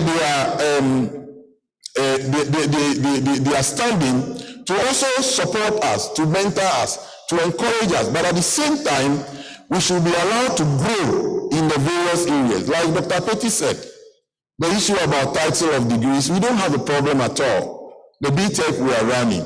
The Vice Chancellors, we put up a proposal to GTech, and I think we have almost crossed over that. We have developed almost getting over it. And that, okay, does it make sense to say BTech in accounting or marketing? It doesn't happen anywhere.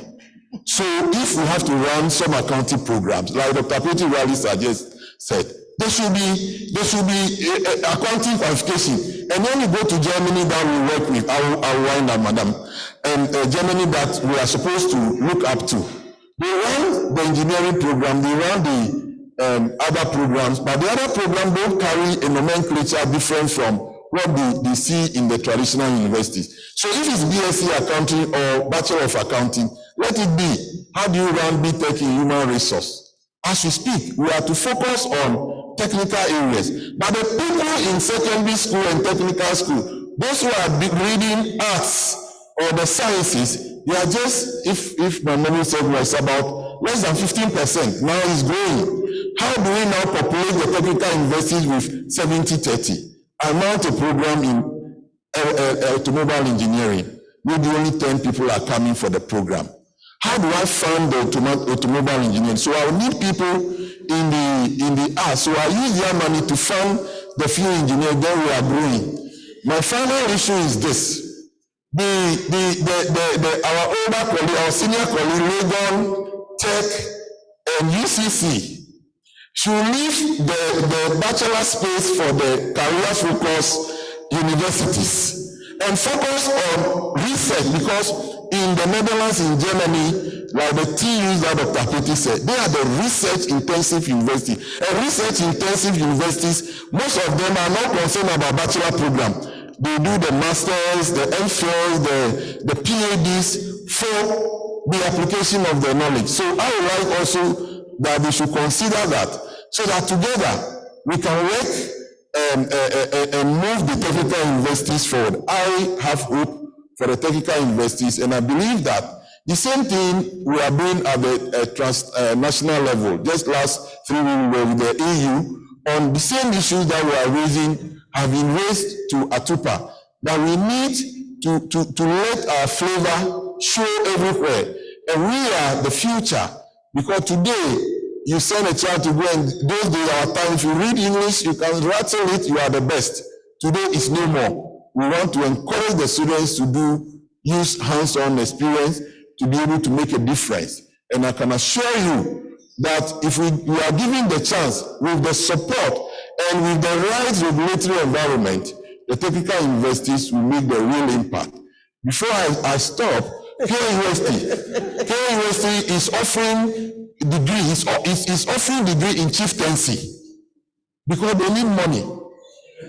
So the family issue also, so the question is, why would the European University be offering MPhil in religious studies? Then if a technical university wants to offer, it's not on any attack or anything, it's my own university, I'm fine. But I go there, I went to a graduation of a friend, and people were being conferred with PhD, MPhil in chieftaincy, religious study. Then I asked myself, have they become legal? Then the question is, so if a technical university wants to run BSc in accounting, you say they cannot run it.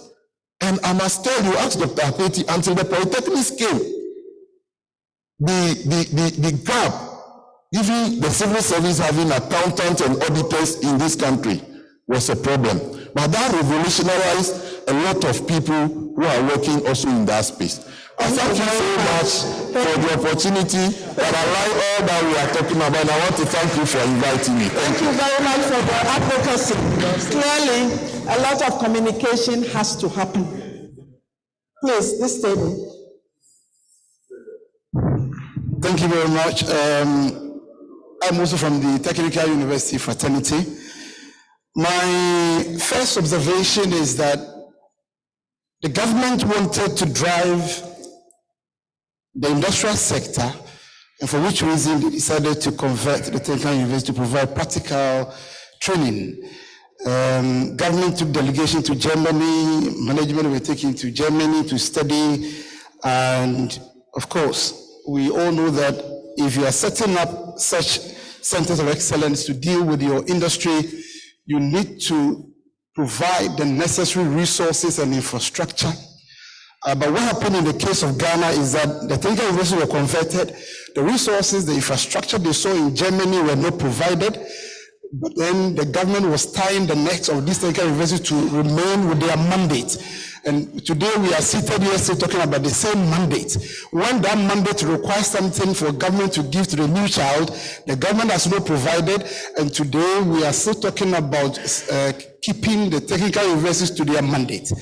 Now, I'm not surprised because when, like the Vice Chancellor said, KNUST, not only KNUST, UMAT, UNAIR, these are universities that were set up to deal with specific mandates. Because funding was not coming today, they are all into art, into music, into business, and all of that. But surprisingly, nobody is worried about that. People are worried about technical university. And I want you to take note of that. Number two, we talk about differentiation, and like the Vice, we have our niche areas. Of course, we all know that universities in the world, many of them have their niche areas. If you go to MIT in the United States, we know they were set up to drive, to accelerate the industrial sector. But if you go there, they do programs in specialized areas, but they also do in arts and other areas. But in Ghana, I'm sure GTech is here. In Ghana, when we were set up, we were given our niche areas as technical universities, and the regulator wanted us to link every program to a niche area. And it doesn't make sense. For example, if your niche area is pharmaceutical, you are running, let's say, business or music or something, and they want the content to relate to pharmacy. How do you marry the two? But the universities across the board might have their niche areas. If you go to China, for instance, if you go to Jiangsu University, they are known for agricultural engineering, and so whatever you want expertise, you go there. But it doesn't mean they are not running other programs. But here, you want to pin technical universities to their niche areas. You want to pin them down to their mandate, but you're not providing them the resources to do that. And how do you expect that to continue to happen? My next one, I heard the author trying to explain as saying that some of the institutions are lesser and are trying to be like the higher ones. I don't know whether he's trying to imply that the technical universities are lesser, but I know that the technical universities have been in existence long before some of the comprehensive universities were established. And in terms of human resources, we have even better human resources. We attended the same universities with them, but the only crime we committed is that we found ourselves in the technical university. And therefore, when people are making comparison, I think that we must be guided in the way, because he said that lesser universities trying to be equal. They are not lesser. Somebody who has been rector of a technical university, so please. No, I know. The fact that the person has been a rector doesn't mean the person cannot make a mistake. No. No, he said lesser. I was saying he said lesser university trying to be like. Yeah, so I think that must be allowed. Now, the author also made a certain observation. Please, yeah, go on. Yeah, yes, the author also made an observation. If you remember, he mentioned that initially, even the leadership of technical universities were supposed to use the nomenclature rector. But Parliament somehow pushed the argument that once a universities go with vice chancellor. And he said that thinking was wrong. I think his thinking is also wrong, because it is not the name, but it is what they do. The name, I don't know why we are so fixated on the name. I think that what the vice chancellors do, the direction they take the universities, is what should matter to us, instead of fixating ourselves on nomenclature. And my other submission is that if you go to the practical training that we're talking about and the IGF that we generate, today, like I said earlier, the technical universities are supposed to have a certain mandate, they're supposed to have a certain niche, the resources are not there, and the universities that are also called comprehensive or foundation are leaving their mandate, coming into the territory to pick anybody else, and they're making out the IGF. We do not have the IGF as technical universities, and I want to mention and put on record that the little funding that even is supposed to come from GET Fund is not coming. And from classic technical universities, in the last 3 financial years, this money has not been coming. So where do you expect these institutions to get their monies from? So please, you don't give a child a bad name and hang it. Thank you very much. Thank you. Yes.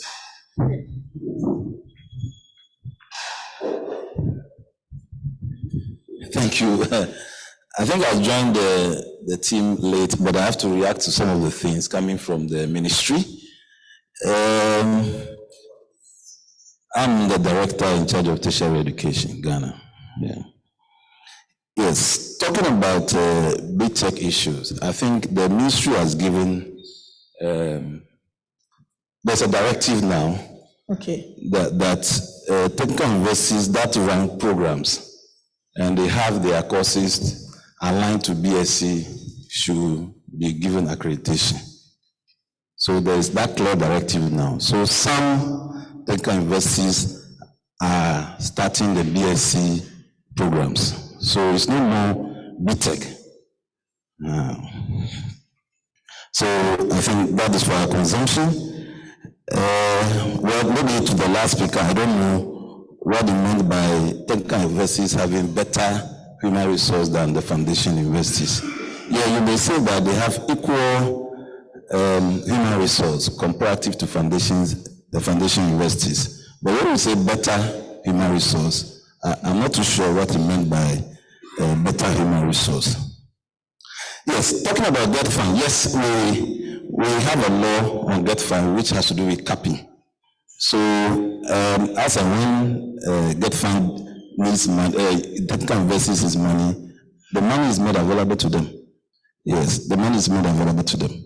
So there are GET Fund projects all over the country, including technical universities. And once the projects have been awarded on contract, GET Fund ensures that those projects are completed. Yes, for Industry Advisory Board, I think one of the panel members mentioned the Industry Advisory Board. Yes, it's part of the regulatory mandate of GTech as far as technical universities are concerned. So we expect that in the technical universities, if you are going to roll up a program, you have to factor the industry mandate, Industry Advisory Board into it. We must know that the program we are going to mount, how the program relates to what industry. These are very important things that GTech normally sees before issuing accreditation for the programs. I think these are the few things I have to react to. Thank you. Yeah. There are 2 questions on this table. After that, I'll come to you, Dr. Newman. Please. Yeah. Professor Diamonds and then Professor Boabas. Oh, I see. It's now my turn. Thank you very much. I had quite a number of questions, most of which have been answered by the people from the technical universities, but they've also provoked me into other questions. When this whole technical universities thing started, as Dr. Afeti will know, there were a lot of concerns that were expressed, things that were envisaged might happen. Now they are happening. For example, it was felt that if you move from Polytechnic to technical university without creating any middle-level manpower institutions, you are likely to suffer what UK suffered when they turned all their polytechnics into universities. And then they became like the conventional universities. And now they have to recruit technicians from the Eastern European countries. Is that sort of thing beginning to happen in Ghana? This question goes to those from the technical universities. My second concern, before they became technical universities, the fear was that most of them were running more humanities programs than technical programs. That was one of the reasons why they were converted to technical universities. Since they became technical universities, has the drift changed, or are they still running more humanities to make money to be able to run the universities? That's my second question. Third question, I've noticed a new phenomenon in this country. I've been sitting on a number of interview panels. What I've realized is happening is that there are people who attended some of the old technical schools, like Takwa Technical School, which went through a lot of metamorphosis before becoming the University of Mines and Technology. The person attended Takwa Technical School, brings a CV, and he writes, I attended UMAT. Just 2 weeks ago, 2 or 3 weeks ago, we saw one of these things at Atomic Energy. Someone who said she attended Accra Technical University. And the person graduated about 20 years ago from Accra Polytechnic. So, designations matter, contrary to what somebody said. If you have a certain designation, it tends to make you sort of drift towards achieving that social recognition that you think. So really being called vice chancellor or rector has its own implications. If you are called a vice chancellor, you immediately see yourself with a definition. So if you say that the name doesn't matter, it does matter. The designation of a head of any institution does matter. Why is it that in some institutions they call themselves presidents? Others call themselves rectors. Others call themselves this church thing that they usually use, provost. You know, it has a connotation. So please don't dismiss it.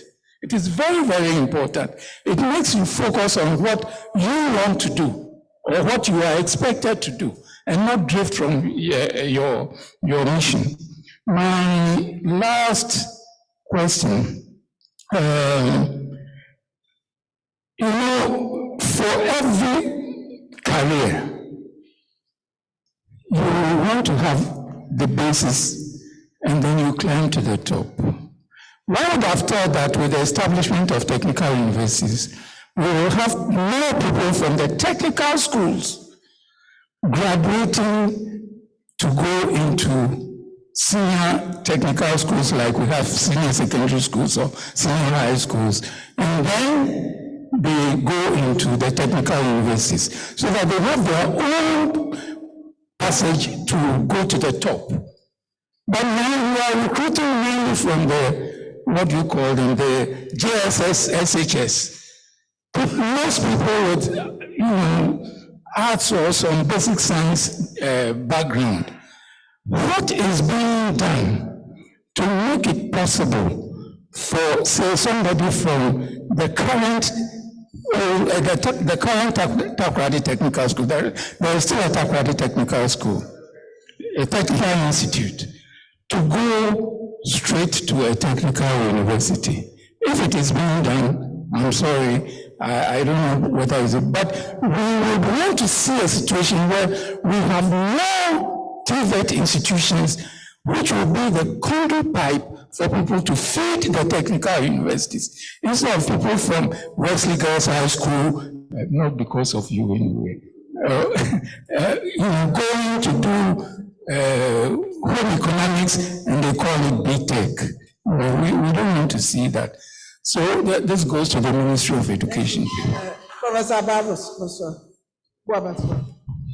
Thank you very much. I've been able to have 3 observations from the presentations given. My first point is motivation and programs that is needed from the technical universities. These programs, I think, has to be revisited in the sense that if we want to have innovation and technical skills in line with societal needs, then we have to hit that place very hard. We have a jewelry. Go to South Africa. We have gold. Go to South Africa. You realize all malls having a line of jewelry shops. You want to have income-generated funds. Can't you have BSc in jewelry, training people coming out and be able to set up jewelry shops? The raw material is available for us. For example, you are interested in robotics and artificial intelligence, looking at fine mechanics, electronics, lasers, optics. Then you try to move away from the usual mechanical and electrical engineering. In that case, you are reforming according to the higher education reforms. Then you go into a different scheme altogether. That is my first observation. My next observation is the target group. We have SecTechs, we have technical institutes, we have vocational institutions, we have MVTI.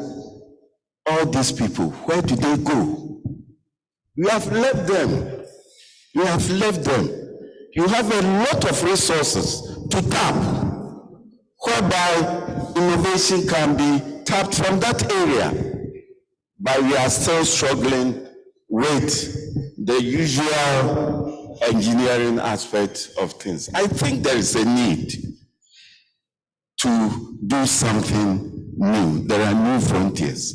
And I remember him talking about the pure sciences. The pure sciences are dying in the universities, most especially physics, which I belong. You can do applied science and try to tap all those physics people who were not selected to technical universities, retrain them, and they can be of use to industry. You have left them moving around. That is where the focus should go, because there are a lot of manpower being wasted, which the applied sciences, the physics, chemistry, and others can be looked at. Lastly, issue of differentiation and motivation is key, because you do two things: practicals and knowledge. So if you are going for your bargaining, you don't compare yourself to the comprehensive universities. You have two key things at hand. You impart skills, you impart knowledge, and you try to come out with new things that can satisfy the society. But you go and compare yourself and say that this man is getting this. You can even bargain more salary than the comprehensive universities. South Africa, I went there, in the same university, you see somebody receiving more pay than his contemporary in the same university. You have an advantage. Technical university. You have a lot of things to do, and you are comparing yourself to the comprehensive universities. Please know your worth. Thank you. Thank you. Sorry, I'm seizing power for just 1 minute, please. I haven't Please. forgotten you. I'm coming to you. Please grant me this. This goes to the industries.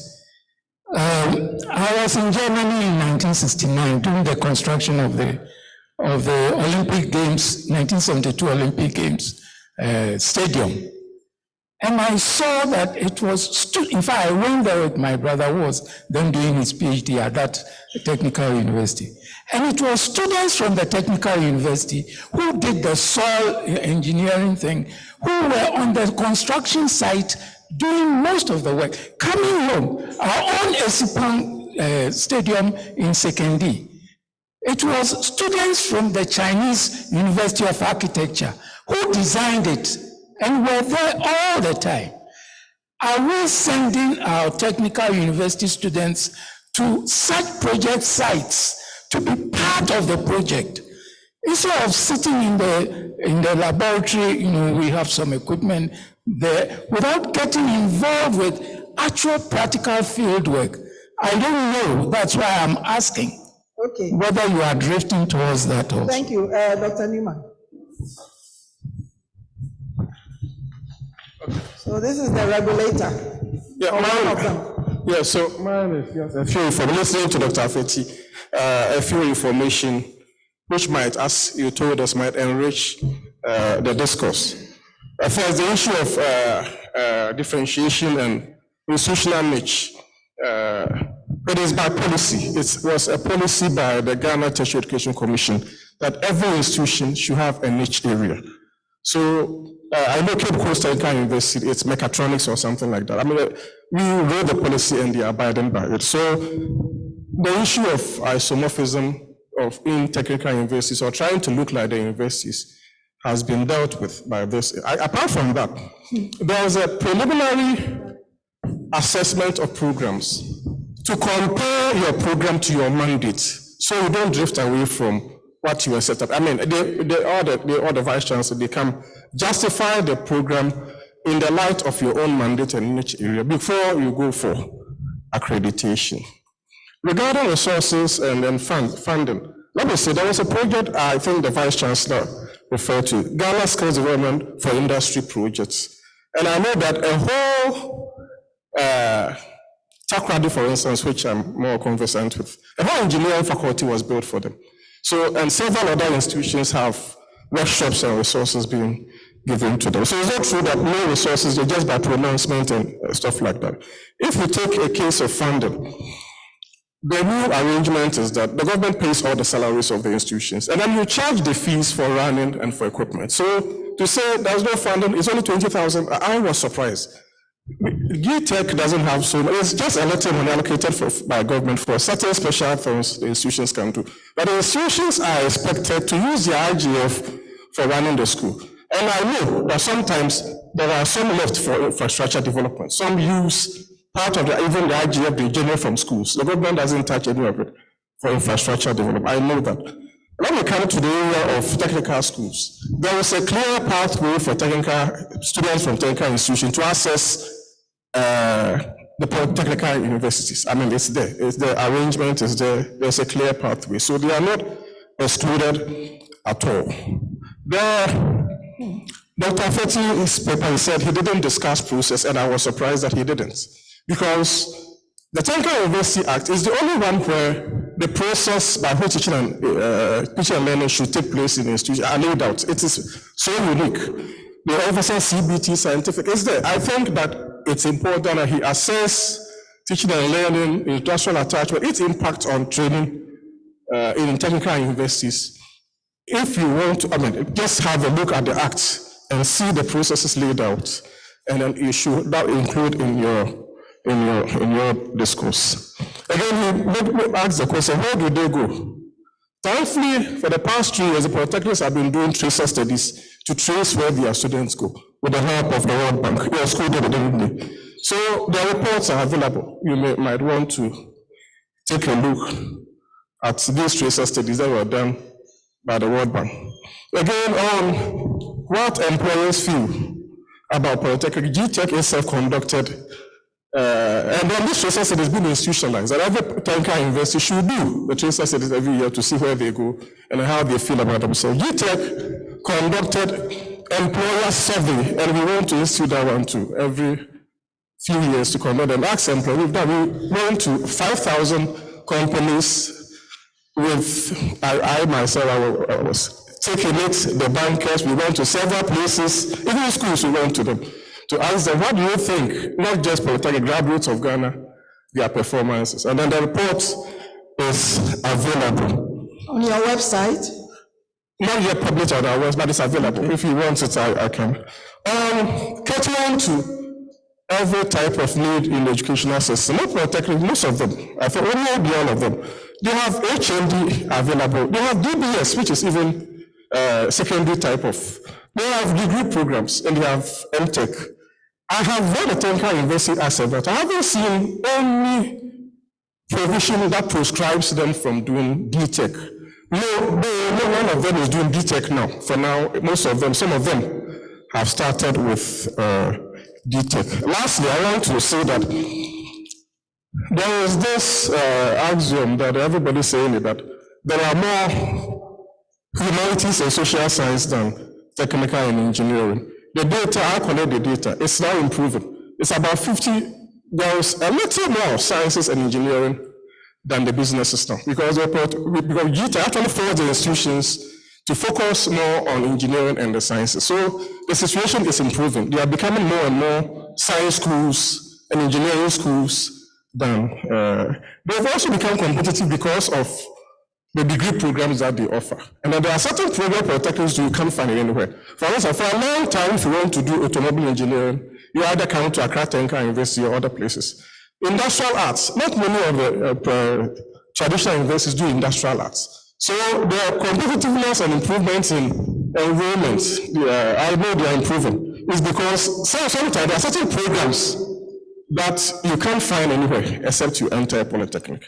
As I have said, wood technology, industrial arts, industrial painting, mechatronics, it's only the polytechnics you can find to do.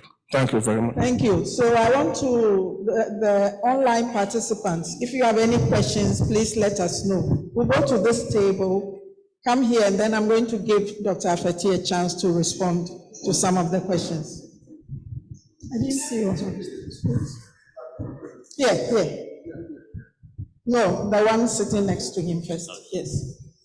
Okay, so I wanted to talk about the Program Advisory Committee. Prof asked whether that is being done. Currently, if you bring your program for accreditation at GTech and you do not involve industry, the program is not accepted. So we have PAC that was initiated by IFC, and that's what we do to get our programs accredited. Then the technical school you mentioned, if you come to Takrade where I am, I can attest to the fact that the majority of our students are from the technical schools, from TTI, KEKAM, and those surrounding technical schools. What we do is to go around and talk about issues and they come. And attachment, when you come to TTU specifically, we have semester out, all our programs in the BTech. You spend a whole semester in the industry with your area of specialization, and also all long vacations are for attachment, and it's well supervised. So I'm suggesting if in future you could visit some of us to see exactly what transpires there. Thank you very much. Prof, I want to thank all stakeholders for this important assignment. And to add a little bit to what my colleagues have said, the technical universities are making a lot of progress now. For example, GTech and IFC quite recently conducted tracer studies. And in that tracer studies, which was done for 2019 only, suggested that employability is very high now in the technical universities. The average was around 50-something% of our graduates on the field who are working for 2019. And now, GTech is making it mandatory for us to conduct tracer studies every year so that we can continue to see how our graduates are faring. I think in terms of the sciences and engineering areas, for example, Sunyani Technical University, the quite recent graduation that we did, the science and engineering students were 69% against, 31% humanities. So basically, we are now moving, we have now even gone beyond the GTech, norm in some areas. And we are making a lot of progress in these areas. I think one major area that we need to touch on, because the polytechnics were facing image challenges, when our products were not being accepted in so many areas, even when they are accepted, they were not treated as such. I think the for progression and even recognition and all that has been there. So when we look at what is happening now, we are trying to overcome that challenge. So in many of the areas, that is what actually is driving the whole thing, because we need to make sure our training is such that, because we are supposed to focus on skills. And the skills-based training, if we are able to do it well, when the graduates enter the market, they themselves will distinguish the kind of training that they have and the impact they can make. And I think what we need to also mention is that as stakeholders, let's all try to see how we can, because Dr. touched on some of the students coming in as second, they choose the technical universities as a second choice. It is a matter of, because they are not aware of the programs that we have. Now GTech has accredited most of our programs. We are running the engineering, civil engineering, electrical, electronics engineering, they are there. But some people will go to say, KUST, if they don't get, they come here and say, oh, so you did have this program. And I think the opportunity we are going to have now is that government is going to roll out what we call CAAS, Centralized Admission System, where there will be a mall where all the universities will be there with our programs that are accredited for the prospective students to choose from. So that is actually going to help us. So what I want to end with is, let us all as stakeholders see how, because you see, you mentioned the TVET institutions, which my colleague touched on. Generally, those coming from the TVET institutions, that is technical schools, form only 10% of the general second cycle level students. So it's just 10%. So the 10% we all share among the technical universities, they can, but that is not adequate for us to fill the programs that we have. So definitely we should expect students from the SHS and other areas to also come and fill. And that is where we need to struggle. So let's all add our voice so that we can bring more people into these skill-based programs in the technical university, so that we have our people complete and have work but they will not join the Unemployed Graduates Association. That will go against the government. I mean, the economy will be suffering. Because sometimes they go through some of the programs at the traditional universities. When they complete and they are not getting job, they come back to, some of them start HND. They come back to start all together, which is a drain in the national economy. Thank you very much. Thank you. Can you go to this table now? I'll come to you.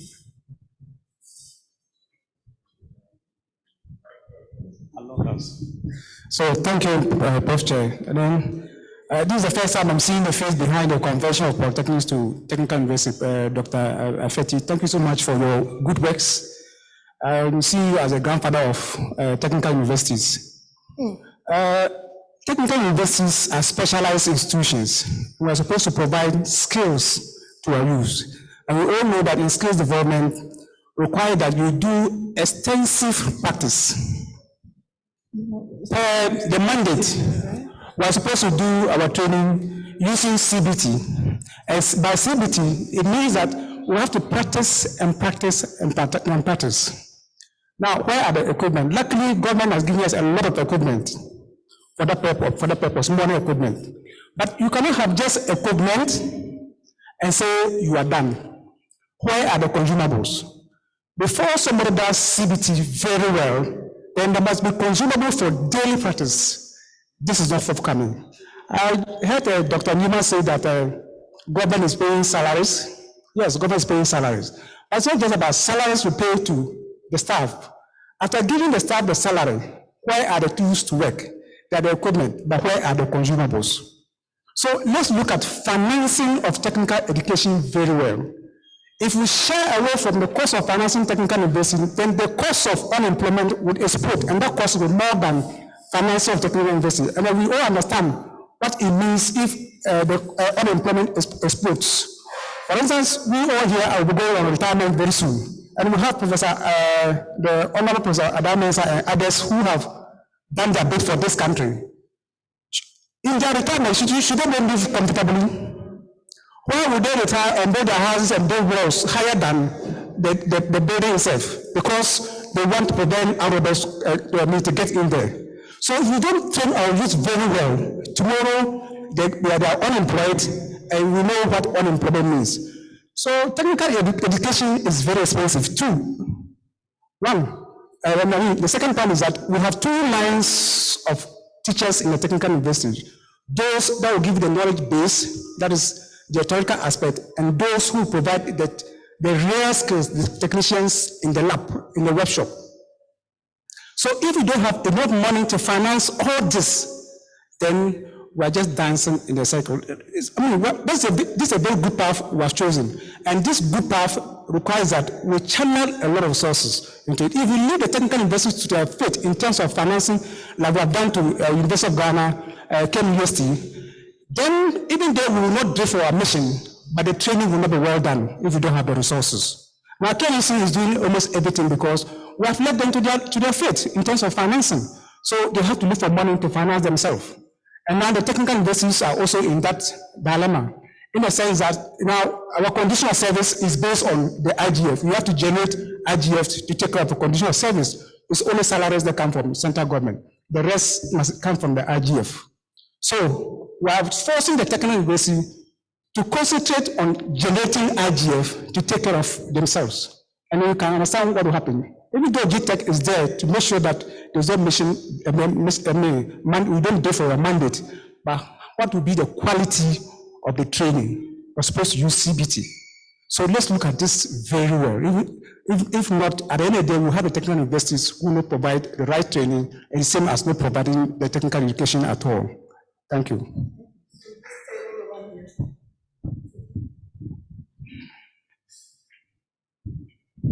Okay, thank you very much. Coming from the GET Fund, there have been this issue of funding. And I think that the gentleman from the ministry in charge of tertiary education has already said it. Yes, there may be some constraints, but I don't think that it's solely true that GET Fund is not releasing resources for our schools. It's solely not true. Just a couple of months ago, in this very auditorium, we held a stakeholders meeting where almost all the vice chancellors were here for us to chat and find a common ground as to how we can manage the little resources that come to us so that we can make an impact. I don't think that any institution or organization in this world can get all the funding it needs to be able to create an impact. But so what we are saying is that the little that is coming, looking at the constraints that we have, and we all know it, having met the vice chancellors here, we all know where the constraints are, and during that stakeholders meeting, we told you that just at that time, we paid over 600 contractors, especially in the tertiary sector, to go back to work and complete all those structures over there. We did here. So it is not solely true. And my takeaway from this particular dialogue is about this performance-based funding. I think it's very critical for us. And I'm taking this back to the governing board, that is the Board of Trustees, that we should be looking at performance-based funding. I don't think that we have factored that into our thinking, at least for now. And funding has been general, based on budgetary allocations that go through GTEC to our tertiary institutions. But if we can make available some funding, basically for technical universities that are performing creating impact, we have that have stuck to their mandate, and then giving skills to our people that can be employed, I think we should be looking at it critically, and then therefore I think we'll have to work through Professor Salifu and look at this performance-based funding issue critically, and then we'll be discussing it very well, and then we factor it into our thinking. When I had an opportunity to attend a program with the Honorable Education Minister at the Academic City University College, I was so amazed to see the innovations there in the robotic industry and then other areas. Government is not doing many there, but this is a private university that has created a lot of impact that was so admirable. So I also challenge our technical universities that we should be looking at open days for us to come into your universities and look at exactly what is happening there and the impact that are being created, for which government should continue to be providing those funding, especially through the GET fund. Thank you very much. Happily, we'll be having a policy, 2 policy dialogues, one on funding, financing higher education and implications for equity and sustainability, and another on the GET fund itself, making the GET fund fit for purpose, because there are issues that need to be discussed. And I think that the issue of private universities is different from what happens in public universities. We need to keep it in mind, because by law, public universities cannot do certain things. So we need to recognize it, and we need to recognize also that the intention of the GET fund, what was in the original thing, has changed. Even when monies are accrued, they may not be released to the fund. So there are real issues that we are going to have to discuss. It's not because public institutions are not performing enough. We can get into that, because if that is so, then it has implications for salaries, etc. I think that this is a policy dialogue. There are real issues, and I think we should free ourselves to discuss them and come up with some recommendations that can be picked up.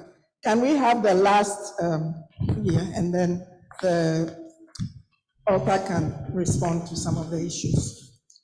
Thank you very much. I just want to maybe throw more light on 1 or 2 issues, because some questions have been raised about what we are doing, the various technical universities, and I think it's only right that we try and educate, because I've realized that even most academics are not well informed about what is happening in various teams. So I'm not surprised when our mothers and our sisters who are uneducated struggle to accept the technical universities. In terms of practical experience of our staff, I would say that largely most of our staff are well trained in the industry and are providing hands-on skills. And to add to that, to bridge the gap of those who are not, who may lack the practical training, we have staff internship. Staff will have to embark on internship to upgrade their skills to understand what is happening in the industry so that they're able to impart the needed and the requisite knowledge to our students. And the kind of training we are also offering, as has been highlighted, is CBT, competency-based training. And what we do is that if you are running a 4-year bachelor program, a student will have to embark on at least 6 months industrial internship.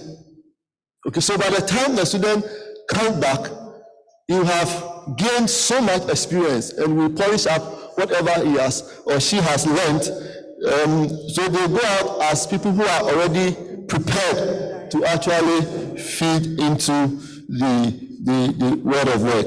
Now, on compensation, my senior brother said we should fight for more. Director in charge of tertiary will admit that we have struggled to even get the parity. We have fought. Even the parity, we have to fight, and it has not been easy. So, and honestly, I know even if you propose this, our own colleagues in the traditional universities will tell you that most of you came here to be trained. How can you receive more salary than us? So that should be the reality. But the fact is that it will take something extraordinary to do that. Let me say this. In the recommendations, the author indicated that we will have to adopt this adjunct lecturer system so that we can have experts from the industry to actually assist. It's happening already. We have part-time, we call them part-timers. But the fact is that just last week, I had some part-timers come to my office and were bitterly complaining how much they are paid. Between 20, I try to check all the TUs, between 20 Ghana to 50 Ghana cedis per hour. Between 20 Ghana cedis to 50 Ghana cedis per hour, including their transportation.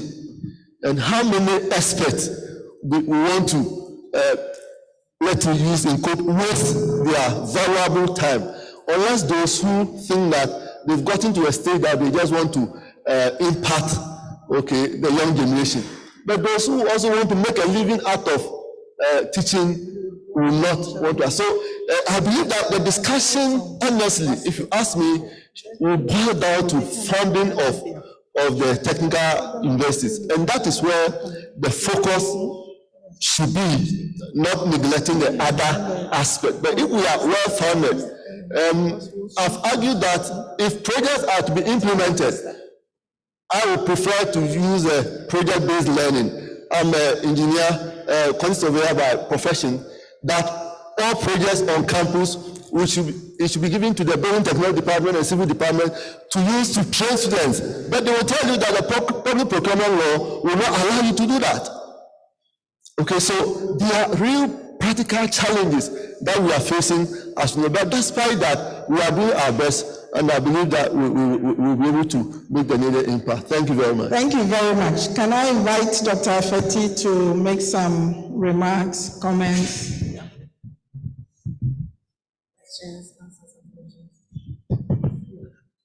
Thank you very much, Prof. I'll be very brief. You know, this is a dialogue. It's not an attack on the technical universities, but I have listened to our colleagues from the technical universities, very defensive. And that is not the object of this meeting. You know, the idea is that how can we together explore new ways of doing things so that we can improve upon what we are doing. That is the critical issue. You know, when I mentioned the issue of isomorphism, I was trying to explain what it means That in general, it means that lesser institutions want to copy higher level institutions. It's not referring to technical universities. You see, so the point I was trying to make really is that let us not try to wear the same clothes as others. That is the idea. And then when we talk about VCs, nomenclature, and so on, that also is important. I know that in some institutions, the head of a polytechnic is called a principal and CEO. Principal and CEO. Because you want to really encourage the entrepreneurial spirit as well. So the name matters, Prof. The name matters. And so it's not that we are trying to say don't do this or don't do that. How can you do it better? Did I hear that the technical universities are well equipped? And did I also hear that we are underfunded? There's a contradiction somewhere. And did I hear that you are really developing niches, specialisms? I don't know. The public should know. That's the idea. The public should know. Make a conscious effort to let the public know that you are known for this or this program. That is critical. Otherwise, you may be developing niches on paper, but nobody knows. The other point is that if you are a professor in a technical university, what are you professing? Are you a professor of plumbing? Are you a professor of welding? Are you a professor of automobile engineering? Are you a professor of constructing technology? I want us to really recalibrate our knowledge systems in technical universities to be practice-oriented, because that is what we are supposed to be, practice-oriented. So the name to me alone, that you have a PhD and you're a professor, to me, that is not sufficient until and unless you tell me what you do with that PhD in the technical university. I've been telling colleagues in the past that you may have a PhD in nutrition and so on, but if you don't know how to cut onions and make salad, the technical university is not a place. So the idea that we are trying to raise, I'm very happy with all the issues raised. I'll factor them into the review. But there is also the pipeline issues. Where are the students coming from? It's extremely important. They must come from the technical schools.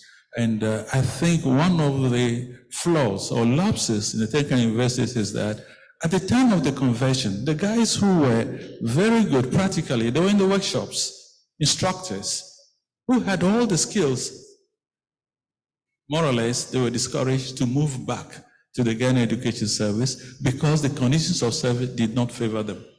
So we lost a huge chunk of practically oriented people who can train our students, and then those who are more academically inclined can do the theory. But we are doing a lot of theory, but those who can do the practicals, I'm afraid, in my own assessment, we don't have many of them. If, for example, you take a professor out, or even a senior lecturer out, to go and do a layout for a building, he will not be as good as the guy who has been apprenticed to a contractor for several years. And when we talk about industry attachment, please, the industries are struggling. We talk about internships. How many of the thousands of students you have will have the opportunity to learn anything?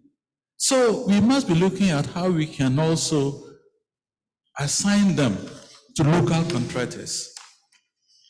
That is also industry. And I think this is also very important, so that they acquire the practical skills, on-the-job skills. It's very important. We together, the technical universities and local enterprises, local contractors, can also help in building this type of skilled workforce that we need. I thank you again for all the contributions. They are useful, and I'll incorporate them. But please, if there's anybody who wants to see the technical university succeed, it's me, because I was there from the beginning. Thank you. Thank you very much, Dr. Afeti. for your generosity and knowledge. As he has emphasized, this is a dialogue. We're sharing ideas, we're sharing views. We may not agree, but we will learn a lot. And we have, as I said, we have other policy dialogues that we will be holding. One of the issues that background paper writers are facing is data, access to data. I get emails, they go to the institutions, they do not get the data. So it's not enough for us to be told that we've done this, we've got the data, make it available. And one of the best ways to make it available is on websites. Clearly, there are communication issues. When I listen to many of you, if these things are happening, how come the public does not know? I ask myself a very simple question. When I go somewhere and the traffic lights are not working, I ask myself, why has this not been contracted to the technical university in the region? This is something, this is how you make yourselves visible, you earn money, you earn respect, you earn recognition. Small things that we can do. Why we fix lights at great expense most of the time, places are dark all the time. And each time I say to myself, this is a contract that, in fact, so if the public complains, you say, blame the technical university. They should explain why these lights are not working. So Sunyani, there should be no problem. Sunyani Technical University is there. Whole Technical University. Look at Accra Technical University. They'll be so busy, but we don't see it. So it's that practice-oriented, making a difference to people's lives, whether it's in their automobiles, whether it's in their housing, whether it's in their roads, and mandate is important. I did a book on public universities in Ghana, published in 2003. I lamented the mission drift. So it's not true that we are only criticizing technical universities. And even within those niche areas, there is a lot of money to be earned. So let's not try to now decide that, oh, we will also create a business school, a theology school, all of that, There are enough of those things. We want those kinds of solutions. And we also want those areas that somebody went to, academic city, and was happy about. Why are they not happening in our public technical universities? So let's be open to all these issues. As you have explained to us, you had a period of transition. These are very early days yet. So all you should tell us is watch this space. A lot is going to happen. But be open, and it's not about criticizing you. There are real perceptions on the ground. And the pipeline issues are real. Sometimes you wish that the free SH education could have really focused on some of those pipeline issues. I remember the then Deputy Minister for Science, Environment, Science and Technology, looking at the admission of girls to science programs. And you look at the number, even if you admitted all the students, you will still not have enough. How have these new reforms tried to tackle some of those existing problems? Somebody was saying, we admit all of them, but they are only 10%. Since this is our focus, what are we doing at that level? Those pipeline issues, if you don't solve them, they will come up. So how are we also interfacing with the schools the basic schools in our regions and districts to try to explain what is possible to them so that the impact, the visibility becomes greater. I hope that as we go along, many of these issues and the links among them. So already the issue of funding has come up very critically, the issue of Get Fund. And it's not a criticism of the officials at the Get Fund Secretariat. We're talking about a law, we're talking about a mechanism. How is it working? It may have been designed this way. How is it working? I think just last week or so, there was some petition to Parliament by some groups on uncapping the Get Fund. So there are all kinds of issues, and they are going to come up, and we need to discuss them if we are going to make any progress in these areas. So I'm going to now ask Professor Tego to come and make some closing. No, my remarks are different from yours. Professor Tego is a former Vice Chancellor. He's the chair of our steering committee, and he will give us our closing remarks. And happily, lunch has just arrived, so yes. Thank you, Techiwa. I really am glad that you said all the things that you have. Now, this notepad is just so I can have something to carry.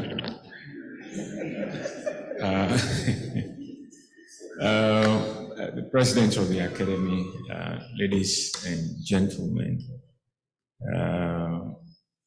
my only regret for this morning is that the politician, the only politician we had amongst us, couldn't stay for the duration of this. This is because at the end of it all, it stops with them, what they finally put their stamp on.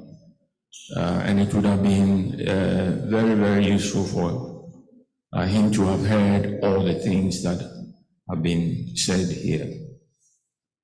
Well, the President introduced the program, and I think he set a good tone for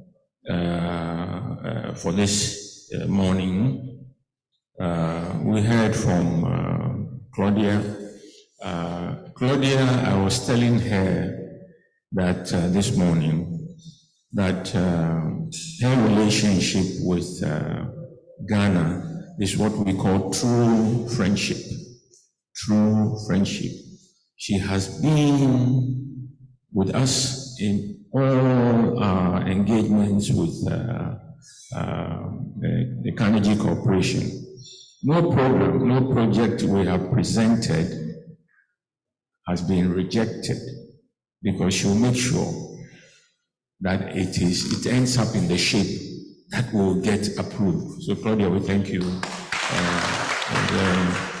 very much. Dr. Feti, his credentials speak volumes for him. He is a world expert on TVET. I personally have worked with him before.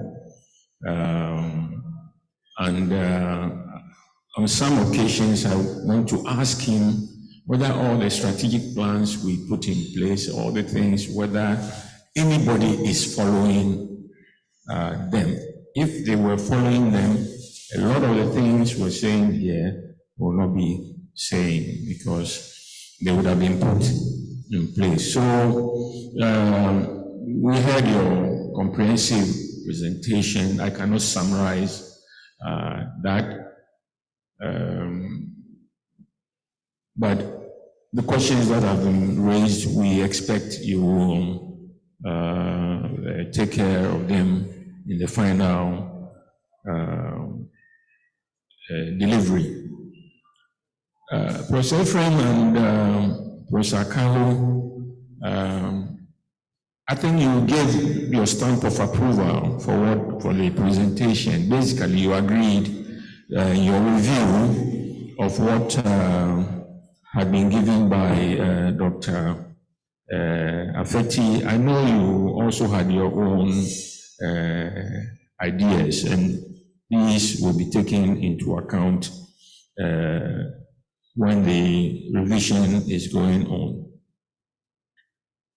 The discussion, I would say that was one very spirited one, highly spirited discussion we had. The interventions, at some point I wasn't sure whether we were going to have blows, but that did not happen. I think as Professor Techiwa pointed out, it's a dialogue, and we are free to say anything and everything, and we will filter and distill the key things from there. We heard so much about things being done, what have been done, what will be done from government officials, GTech, and Get Fund. Get Fund, I reserve my comments for later. The technical universities also indicated their challenges, things with staffing, staff qualifications, staff internships, and so on. The issues of advisory panels. I thought you have industry panels rather than advisory panels, or they are different. They are the same. Oh, I like industry panels rather than advisory panels because then you are linked directly with them.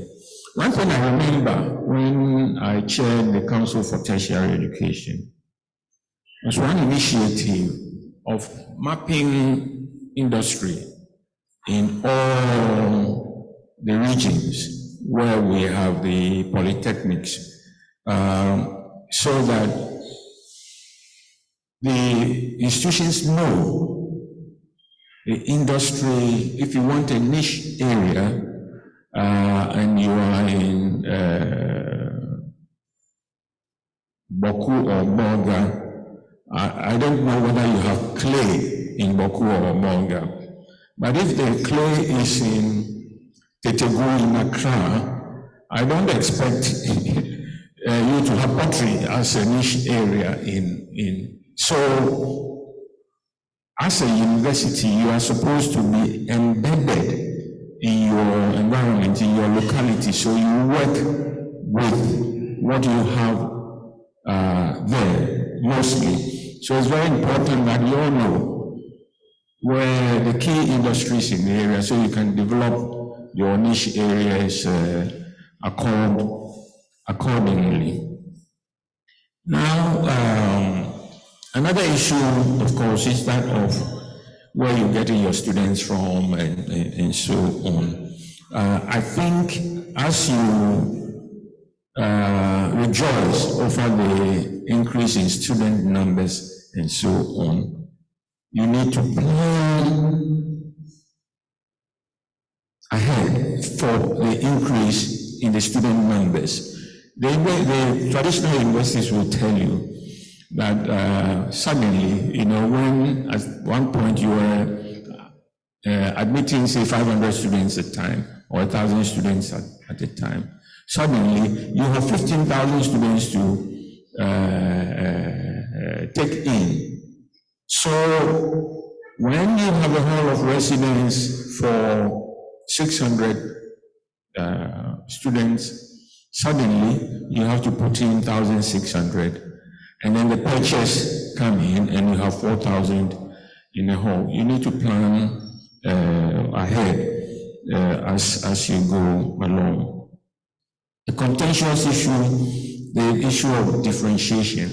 I think we should not misunderstand differentiation to simply mean that you have skills-oriented universities, you have this, you have that university. The key point of differentiation is so that your nation will have the right mix of skills and knowledge and expertise. That is the thing about the differentiation. So as we produce, we have a common goal ahead, how our nation moves forward. As I said, Get Fund, the funding issue is a special one, so I will not comment on that now. So, Madam Chair, I can now come to an end, right? So we want to thank, this time on behalf of the steering committee, to thank all of you for making the time to come here, for all the contributions. I think we should live by our word when we say they should all have their information on their websites and so on. As soon as we are through with ours, that should also be on the website. So for those of you who are traveling out of here, we wish you also traveling mercies. Thank you all very much.